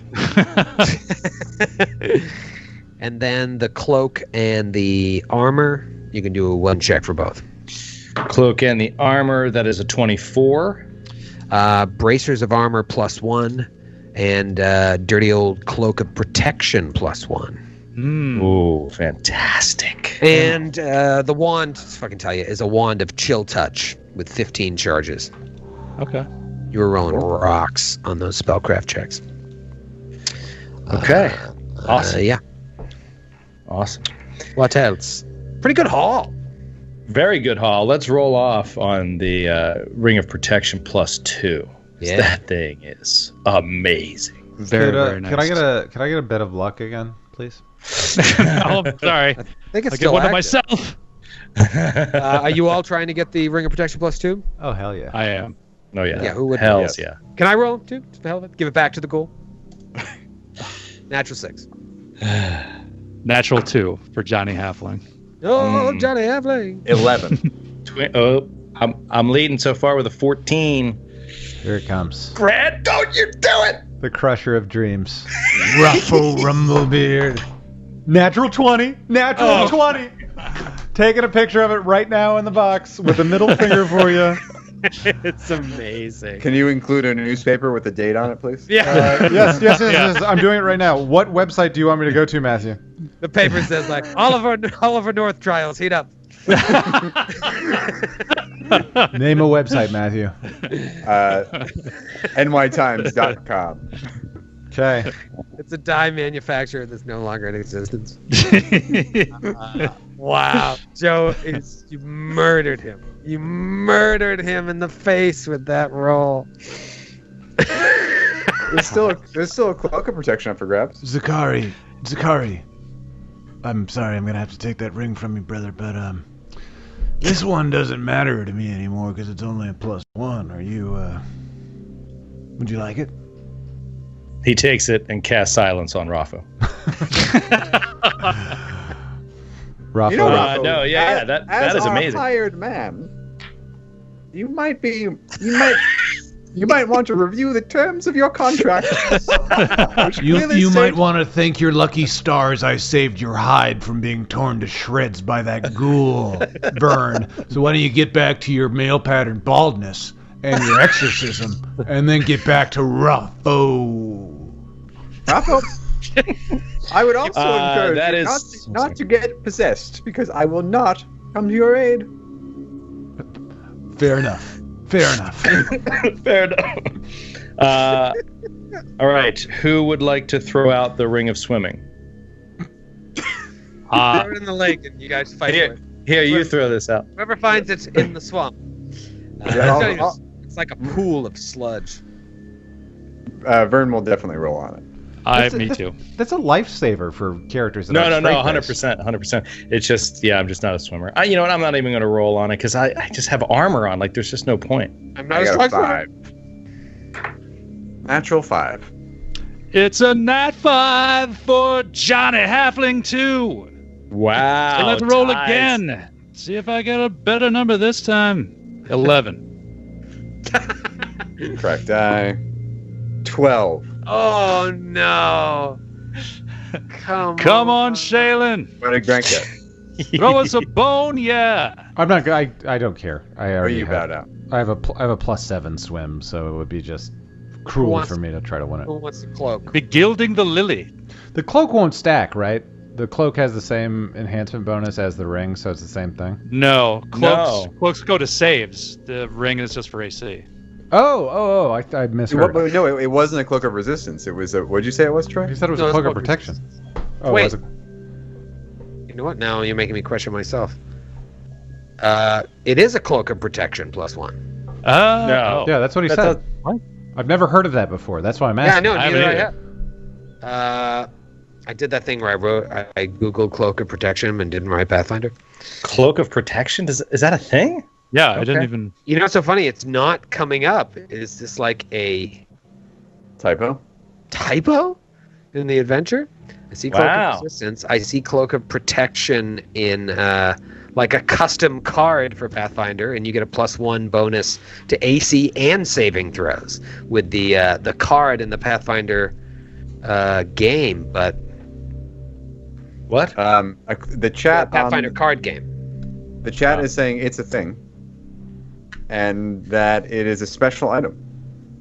Oh, look on your Hero Labs if you have all the stuff checked. I'm not getting anything on the old Googs. All right, well, whatever. Just for now, Matthew or Skid, take it. All right, you guys take it. And then Vern will remove his armor, put on his ring, and go and isolate where that magical aura is coming from in the lake, and take a dip. Sweet, with the ring on. You know what? I think you can just like make a cloak under like create a magic item and imbue it with protection. We'll make it work. +1 to AC and saves is pretty sweet. That's amazing, actually. That's great. Yeah, I want to make it work even if it is a typo because that's just Yeah. cool. I don't think it is though. All right, so you go and you dive into this sludge, and at its deepest point, it seems to be 5 feet deep, which for you're underwater and you're like holding your breath against whatever this is, this swampy, sludgy water. It's thick, it's viscous, trying to not let it go up your nose. Roll a perception check. 19. 19. You see, And I used detect magic to isolate where the aura was coming from. you see a glow from a magical scimitar at the bottom of the sledge. I pick it up. Pick it up. Wow. Put it in your teeth. Swim to the surface. Praise Serenray. You appraise it. It's a +1 scimitar. Anyone want it? I will gladly take it if no one else wants it. Not going to be all that useful to me. I'm assuming it's medium sized. Yeah, you know what? I think it's actually useless for me too. I think that it has to. Yeah. I don't even know if I can wield it. Yeah, I can't wield it. I'll hold on to it. You know, I was just thinking because it's like whatchamacallit. So Zakari shifted his focus to Asokar because of what happened to him. But I mean, he grew up as a natural sort of worshiper of Serenray. And that like everybody in his region worships Serenray, and that's her holy weapon. So I'm sure he's like, I could do this, but mechanically as a cleric, I can't unless I take martial weapon proficiency as a feat, which I didn't. It would be like being born in Philadelphia with lactose intolerance. I just can't eat the cheese whiz, man. Yeah. So let's. So a good magical Give it to haul, Rafa. and you've got this. I actually can't book. use it either. Sorry, but I'll carry it with my encumbrance for everyone. We'll sell Always it. We could sell it. Yeah.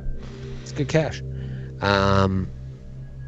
good magical hall. I mean, a ton of magical stuff, especially compared to the first 2 modules. And now you've got this book. Do you pick it up? Do you hold it? Do you take it with you and on your person? Or you just like, we'll leave it here for now and decide before you leave? We take it and make Raffo carry it. Okay. Yep, That's also part of his contract to carry heavy things. When you pick it up and close it, you see on the front of it, the cover has a large crystal inset on it. It's like inset into the cover of the book. And also when you pick it up, the clasps kind of go back on themselves, but they don't lock. But you do see that it did indeed could be locked in this weird, like, arcane-esque lock.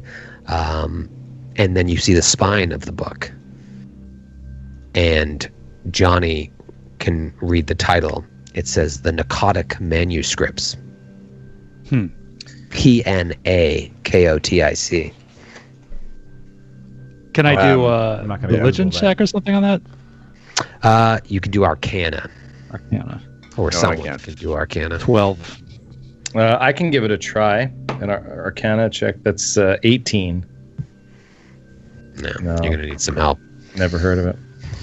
Oh, don't forget the bracers. Does anyone want the bracers of armor, Grant? I think it's Grant, right? Bracers of armor +1. Now that's like monk. Do you gold. wear any armor, Grant? Well, actually, if it's offset by armor, I do wear armor, so Oh, it won't okay. work. I wear a +1 mithril chain shirt, so it's not just for looks. Thank you very much for protection. That really intricate book cover with the crystal on the front reminded me of a movie from the 80s, and in my head I heard, "Turn around and look at what you see." It was like the never-ending story, but the evil version of it, this book.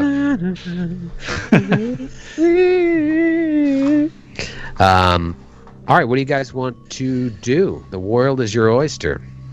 Zakari will point to the chamber to the south. This one here seems to end rather quickly in a chamber. Let us see if there's anything of interest there before we move on. I also am looking for 3 more dead bodies, I believe. The Dark Creeper said there were 5. 2 lie here. Perhaps the other 3 escaped for a brief time, but I'm sure we will find them dead as well. And he will push Raffo into the chamber. Hey, hands off the merchandise. All right, so you push Raffo into this chamber to the southeast, and you see what looks like an abandoned camp. The cavern has a campsite, or had a campsite for clearly 5 people, because that's how many empty bedrolls are along the walls. There's a few shelves with scattered books on them, a now cold fire pit, and there's even a crude wooden table providing furnishings for this site. It looks like whoever was here left in a hurry. The books are like, some of the books are on the floor from the shelves, some are tilted over, and there's notes strewn about as well. Can Rafa do a general perception check, looking for anything unusual, peeking out? Mm-hmm. Not great. 15. 15. Yeah, you don't see anything jumping out at you. You don't sense any people in here, though, which is good. Light level? It's dark, but there's still like a glow coming in from outside that lights up like at least half of the chamber. Rafa, And a torch. I'm sending my dancing lights in too. Oh, perfect. You Then send Rafa your will dancing not. lights in, and they mingle with that blue-purple and cast like a light violet hue on the back of the room. And you don't see anything besides more notes and scattered books. Can we read the notes? Yeah, well, Zakari will go in and... Yeah, so you go and, again, it's written in that same script as the Narcotic Manuscript, so you hand it over to Johnny. And there's just so much stuff here, you know it would take hours to go through to try and decipher what, place these notes in order and the books. it looks like whatever was left behind, it's mostly about ancient and blasphemous religions. You do see some stuff on the Dark Tapestry. You see some stuff on the Great Old Ones. You see notes on monsters from other dimensions. You see notes on magical portals. But it would take you hours to really dig into what's happening here. You might want to take that time. You might not.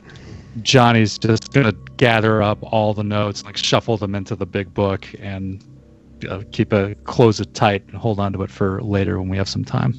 Okay. Now hold on here. I must say, Johnny, while I've praised your instincts thus far, I believe that it is strongly ill-advised to proceed forward rashly when we have so much information at our fingertips if it only takes us the time to research. Research, after all, leads to the knowledge you need to succeed in a horribly dangerous mission of this nature. I understand where you're coming from. I'm going to stop you right there. I could do that, absolutely, but I would have to expend all the rest of my magic now. And if we run into anything else on the way out or anything else, be a little tough. Could be a little tough. So I don't know. There's a lot to go through here, and I don't know if there's anything specific. It's like, oh, watch out for that room. There's a guy in it. I mean, I didn't see anything like that, so I don't know. I could do it now if you guys are ready. If you wanted to carry me around in a sack after I'm exhausted. But no, certainly not. I understand, but I think Johnny if we look our way, Johnny Half. Zakari is going to suggest that they leave. They go all the way out and back to the town and spend an entire night just researching this stuff. Because I think this is a huge find that could answer some questions as to what happened here and arm them with the knowledge that they need, possibly, for what might be ahead. And I say that because Zakari is a doctor, dude. Like, he is very bookish and very... And by the way, Asokar is extremely devoted to mundane forms of healing, which takes years of reading and learning and memorizing and writing and passing on information. So he just finds this so valuable. Like, it's not good for the show, but like that's what he would suggest. But whatever. He's not in charge here. We can move forward however you guys want. But he would be like, how can we turn down this opportunity to research? Let's take a whole day. The only thing that bugs me is maybe another house is destroyed while we're waiting overnight and a bunch of people killed. That's the only thing that is a hang up. And it could be us. Then the house. I mean, I feel like we're not done. Like we've been charged to come down here and check this out and find out what was going on. We still have more to do. Right, but I'm saying I think we found, like, with this, we could find out what has been going on, you know what I mean, and what is happening. We might have that answer, at least for now. We don't have the cure by any stretch, but we have the research, the treatment, the diagnosis. But if we don't press forward, more, like we just said it, like more houses could be destroyed. Right. Yeah, that's a fair argument. So, and we could come down here and find the Book of Mormon, but it's not going to tell you tomorrow's offensive game plan for the BYU Cougars. I think we have to keep looking. Is that what Johnny says? That's what Johnny says. He's getting all these visions. This is what's happening. We may not understand the references, but the argument, the logic is sound. Yeah, his tone of his voice conveys the soundness of the analogy. Mm-hmm. Well, I mean, it's up to you guys. I vote that we don't continue on. But if you vote that we go, we go. That's fine. All right, so we got 1 to leave. Johnny is 1 to stay. Vern? Stay. I'll stay. I say we let him go. Rafa? I don't like stalemates, so we're gonna stay. Sorry, Zakari. Oh, that rhymed. So Zakari is outvoted, and you decide you're going to stay. So you've got this book. You've got all these notes that have been shoved into it. You do your perception check. Rafa did a perception check. Didn't see anything else really jump out in the abandoned campsite. There are 3 tunnels leading off of the main grove here, with bars on them. With one of them, looks like the bars have been ripped open. Is that what you're thinking? To explore those? That's what I'm thinking. All right, talk to me. Okay, well, if we are to push forward, then let's do it with all caution, keeping our options open. Vern, have you prepared all of your spells for the day? I have. Well, you know what? There is something I could do. No, I'll save it. I'm good. How about you? Yes, I'm fully prepared for, I hope, a range of dangers. And, okay, so he'll get behind Rafa. So this tunnel to the northeast. All right, so you move past the bars that have been ripped open, and you start heading down that tunnel. You see footprints all over the place, going in the direction that you're coming from. So someone came into this grove from the tunnels. You also see footprints going back and forth. You keep going in, you get about 100 feet or so in, and the tunnel splits off to the left and right. What do you do? Perception at the tunnel for smells, sounds, anything from either direction. Me too. 24. I will do a survival. 24. 31 for Johnny Halfling. Perception. And a 10 survival. Okay. You don't really see anything, Vern, but Johnny and Zakari listen, and it's nothingness. Sound-wise, smell-wise. You don't feel like there's anything around. Something will scuttle on the floor. You'll look. You don't really see anything. Vern, what do your instincts tell you? My instincts say flip a coin. Then flip like a coin it. we shall. Let Shaylin decide. I like it. Good thinking. Yes. A bit Anybody have a coin? of luck, as it were. I don't have Luck. a coin, but I do have a random number generating device. Aha! Ha Evens to the right, odds to the left. All right, let's Good. go. Evens to the right, odds to the left. To the right. To the right. Right we go. All right. You go to the right, and you travel 200, 300 feet, and eventually you start seeing remnants of perhaps past civilizations here. There are doors that are look like they're part of buildings that are upside down. So maybe like buildings like crumbled and turned as the ground shifted over the years. You'll see what looks like remnants of statues half peeking out of the wall that have been eroded over time.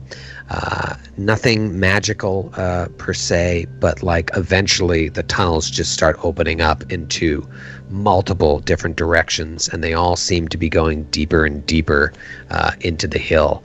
And you realize after traveling about an hour and a half in, like you could get lost down here for months, if not longer. Oh. If we are not already here, this could open to the Darklands.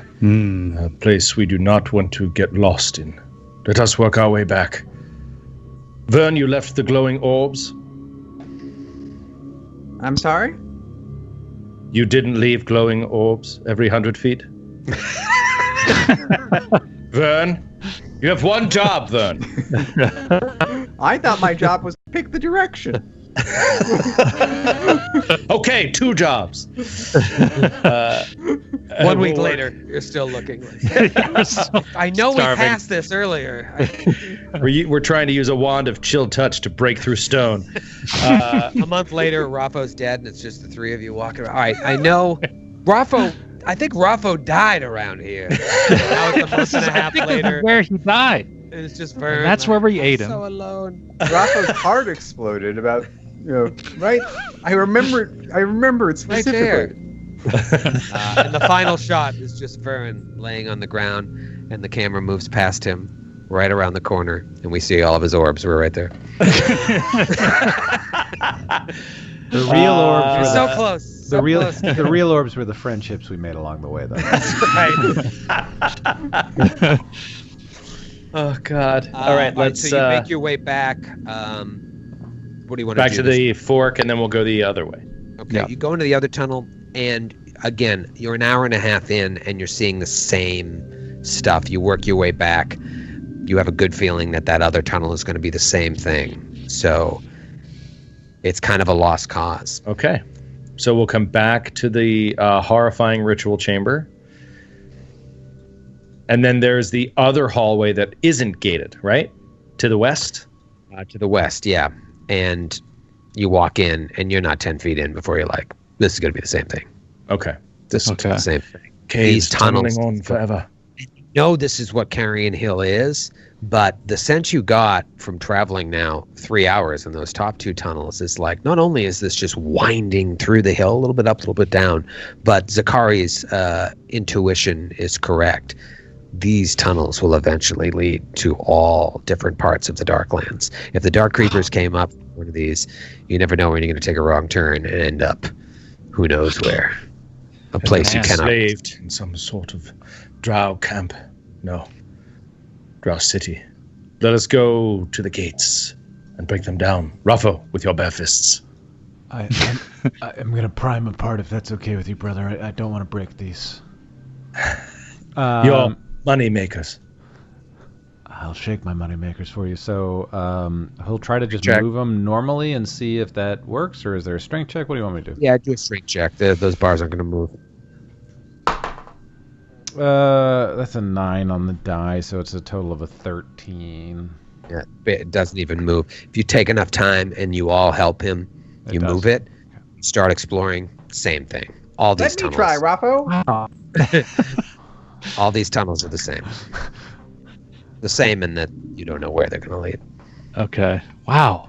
But you have spent now over 6 hours exploring these tunnels. Have we gone to all the way to the south of this room? I'm just looking at the map now. When you first walked in that little alcove to the south, no, you haven't. You go over there, and it just looks like a half-excavated chamber. Okay. Well, I think we've done our due diligence here, gentlemen, and we should just head back up to the surface. I'm pretty creeped out anyway. So, do what the doctor says. Check through the book. Vern, the lake of sludge, it did not go anywhere else. There was That's a good nothing question. below the surface. There was only the wall behind and no tunnels through. When I was swimming through the sludge, did I get the feeling that the lake would go underneath the wall up at the north end? No, wherever the source of it is coming from underneath the altar, so you don't quite know where it is. It could be water that's trickling from the constant rain from outside that is just turned to sludge by the time it gets down here, or if it's coming from some source you can't even see deeper below even this chamber. However, what's collecting in this room seems to just be localized to this room and not go anywhere else. Hold on. We could not have... Zakari's mind is going back to the first tunnel that we searched. The first tunnel that had split off hours and hours ago. You recall this? It ended, in miles of empty tunnel, but we saw footprints, did we not? Going and coming from something. Must have been somewhere. Where did they go? Where did they come from? Can we see if there's any end to those tracks, or if there's any secret openings along the wall up there, or anything like that would indicate how people came and went? Yeah. Or are the footprints just ghoul footprints or something that came up from? I don't know. The ghouls are dark. Roll survival. Vern, help me out here. Ooh. 24 for I Johnny. will aid Vern and fail. I roll an 8, Ooh, brutal. Okay. but Johnny rolled well. Johnny rolled well with 24. You do see the ghoul footprints. It looks like the ghoul got in through the bars. That's where it came in, and you think it most likely discovered these bodies already dead, started chewing on them, and then discovered the book and claimed it as his property, as he told Vern, "Get your hands off my property!" But there are other footprints as well coming into the room. The deeper you go in, you see that there's there was more people involved, and looks like there was some battles against a number of creatures.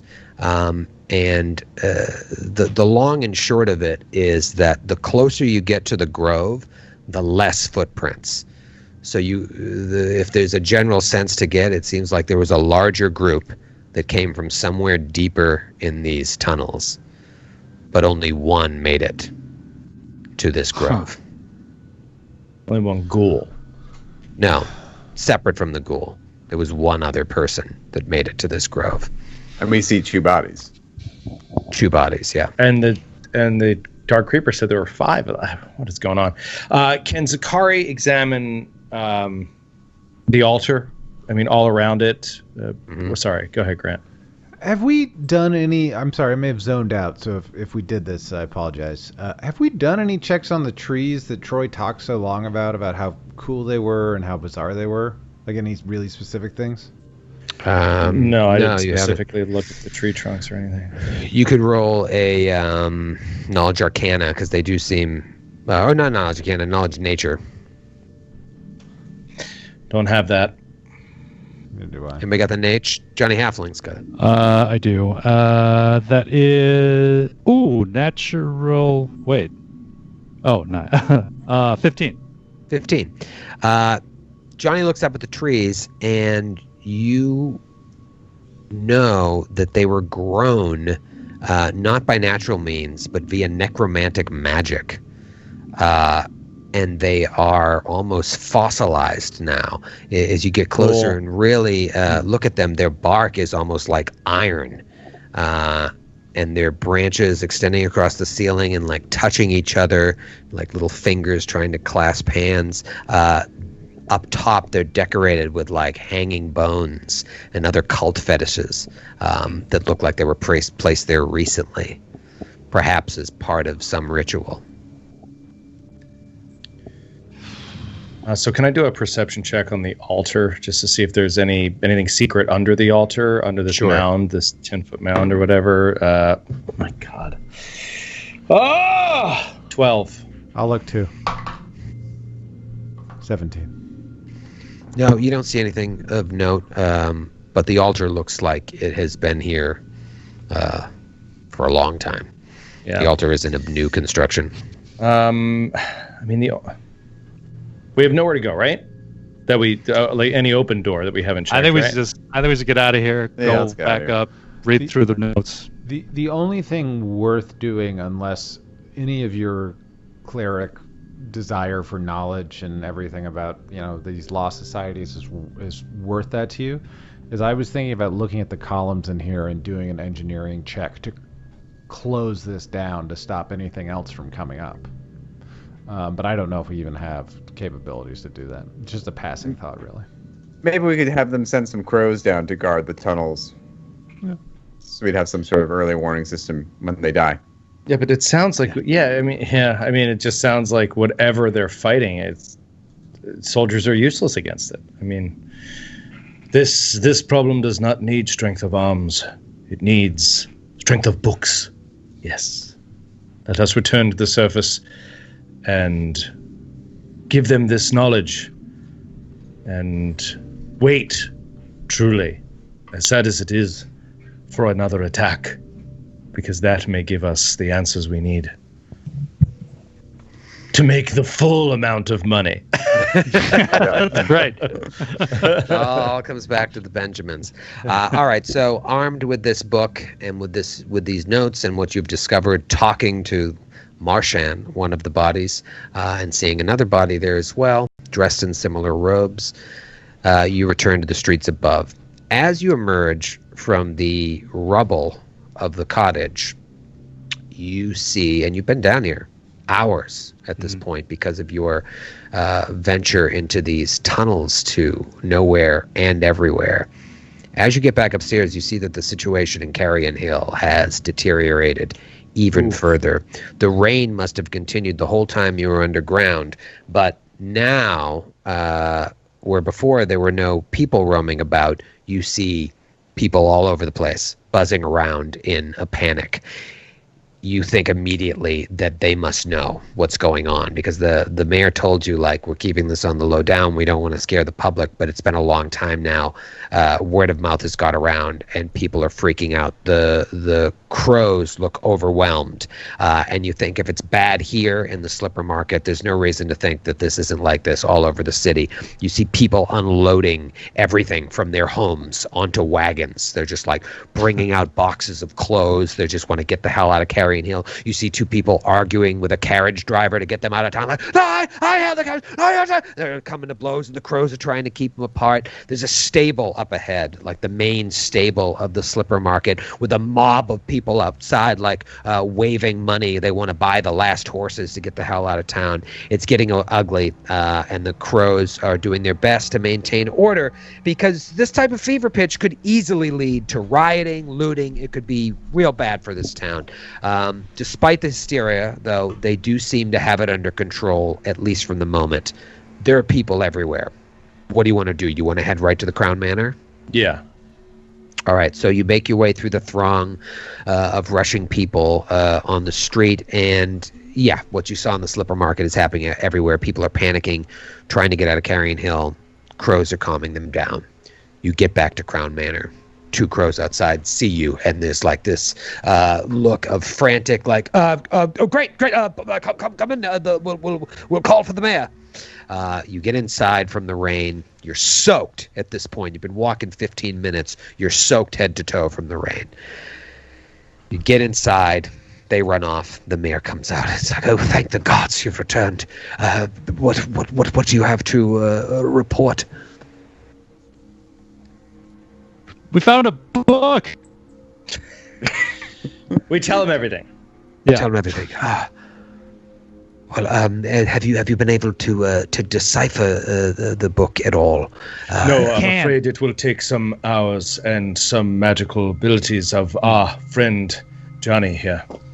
You are Mr. Johnny Halfling. You are a Johnny Halfling. Are you a master of the arcane? No, I wouldn't say a master, but Johnny Halfling knows his way around a magic spell or two. If you know what Johnny Halfling's saying. All right. Well, if you need any aid in this endeavor, I will send my advisor, Margaret Shortstone, alone to help you. He is my resident wizard, and he will be able to assist you in any way if you're having trouble deciphering this. But this is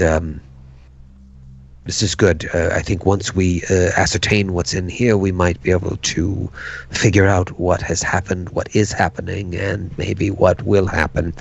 Since you've been gone, I have gained some more information myself. I can now confirm that the creature or creatures, whatever force this is we're fighting, is indeed invisible. I'm sure by now you already know that. I'll be frank with you. The crows are going to have their hands tied trying to maintain order out there, but they're good men and women, and I have every confidence that they'll be able to keep the city from falling apart. They know these people. They are these people.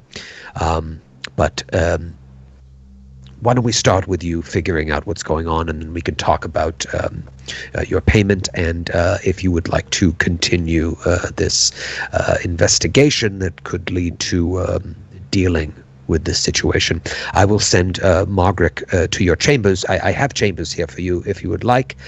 You, as my guest, you can stay, and we can figure this out together. I won't be of any help, but I'm sure Margaret will. Great. Yes, Thank excellent. you, sir. Lord Mayor, yes, great. All right, wonderful. Any motions to Crow to bring you upstairs, and he brings you upstairs into chambers that look like they've been there for 200 years, at least. Awesome. Old stone, hay beds that have been stuffed to make made look nice, but simple furnishings. Pillows. They're making their beds out of hay. They sleep on it. Imagine. Can you imagine? Yeah. Anyway, so now you got some time here. I mean, you have some time, but you know there's some awful invisible threat outside destroying the world from below. So you want to dig in. Yeah. Yeah. I spend the rest of my first level spells It's like another 2 hours worth of work that we can get through for the book and the notes. Okay, so do you have linguistics? Oh no, you have comprehend languages, so you don't need it. Yeah.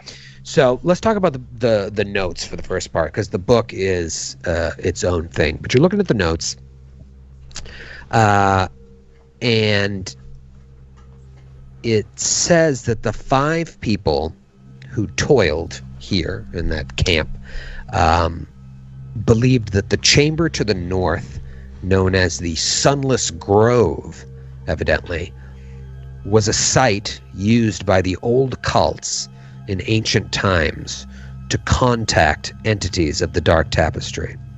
And as you study these notes further, you reveal that the group of 5 that were in that room, known as the Keepers of the Oldest, hoped that by opening this portal anew, using rituals in the Narcotic manuscripts, they would be able to learn potent secrets of magic and more from those on the far side of the portal. God. Clearly something went wrong. Mm-hmm. So now you dig into the Narcotic manuscripts. This seems to be the source of the dark ritual that they used to contact beings from the dark fucking tapestry. Aliens. Straight up aliens. Aliens! Aliens. You open it. A crystal inset on the front. Symbols of like conjuration magic all over. And on the inside page, you see an inscription and signatures. It says, "May we, the Keepers of the Oldest, prevail over the scourge of simplistic thought and lesser men." And then beneath that, there are 5 unique signatures. It's like Keeper so-and-so, Keeper so-and-so. So it's got to be the 5 Keepers of the Oldest. And they're all signed, obviously, in a different hand. One says Keeper Baskerwell. One says Keeper Crove, Keeper Hive, Keeper Marshan, and Keeper Meyer.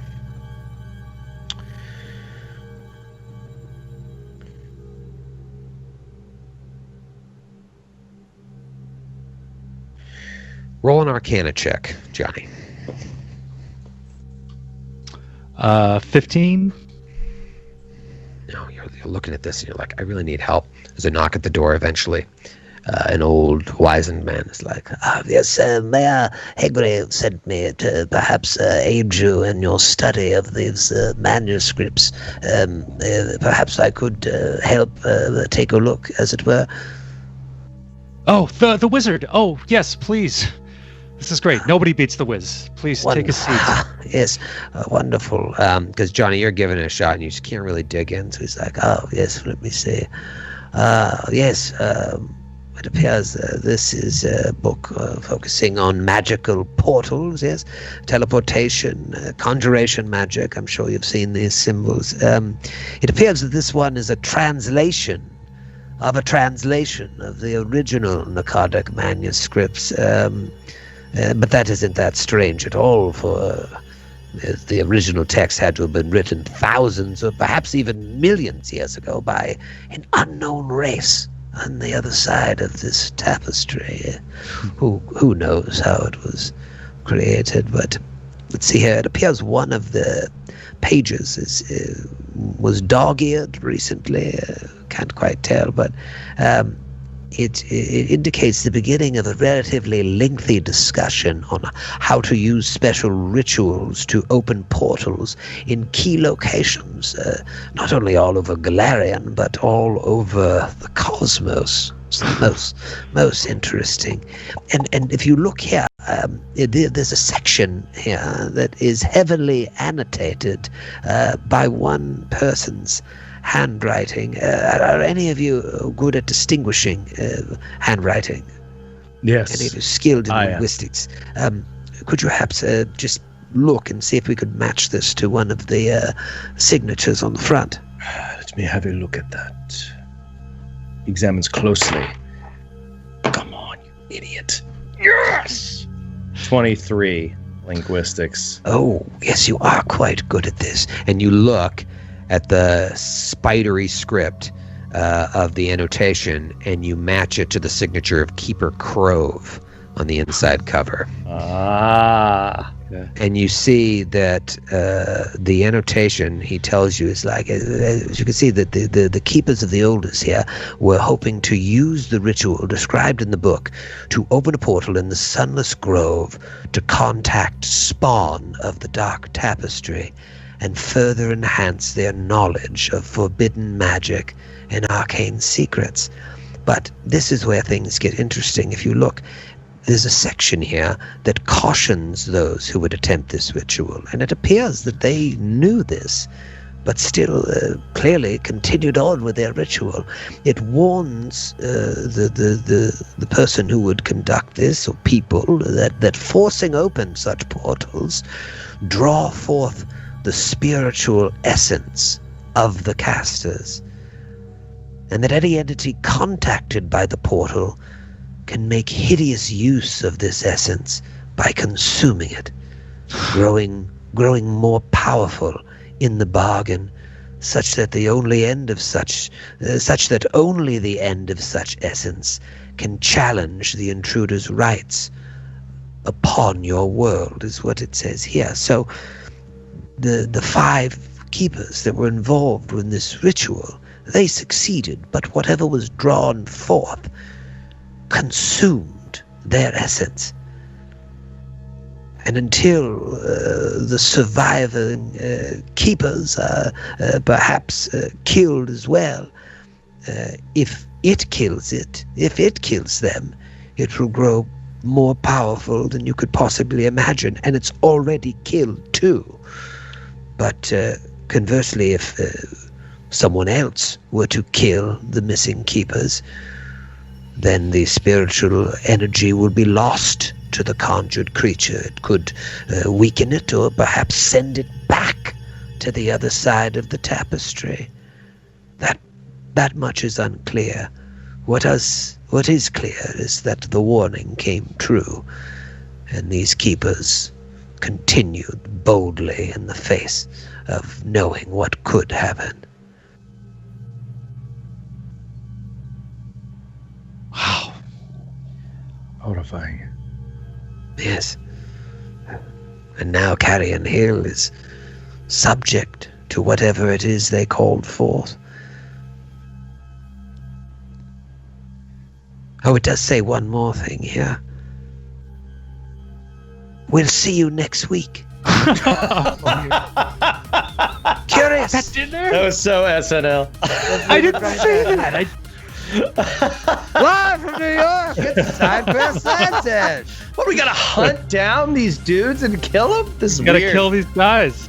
Well, to be fair, there's only 3 of them. There's only 3 of them. It does. Before it does, it's a chase against an invisible monster to kill a bunch of dudes from the Underdark. This is the plot. Pretty cool. This is the plot of Predator 2. Pretty much exactly.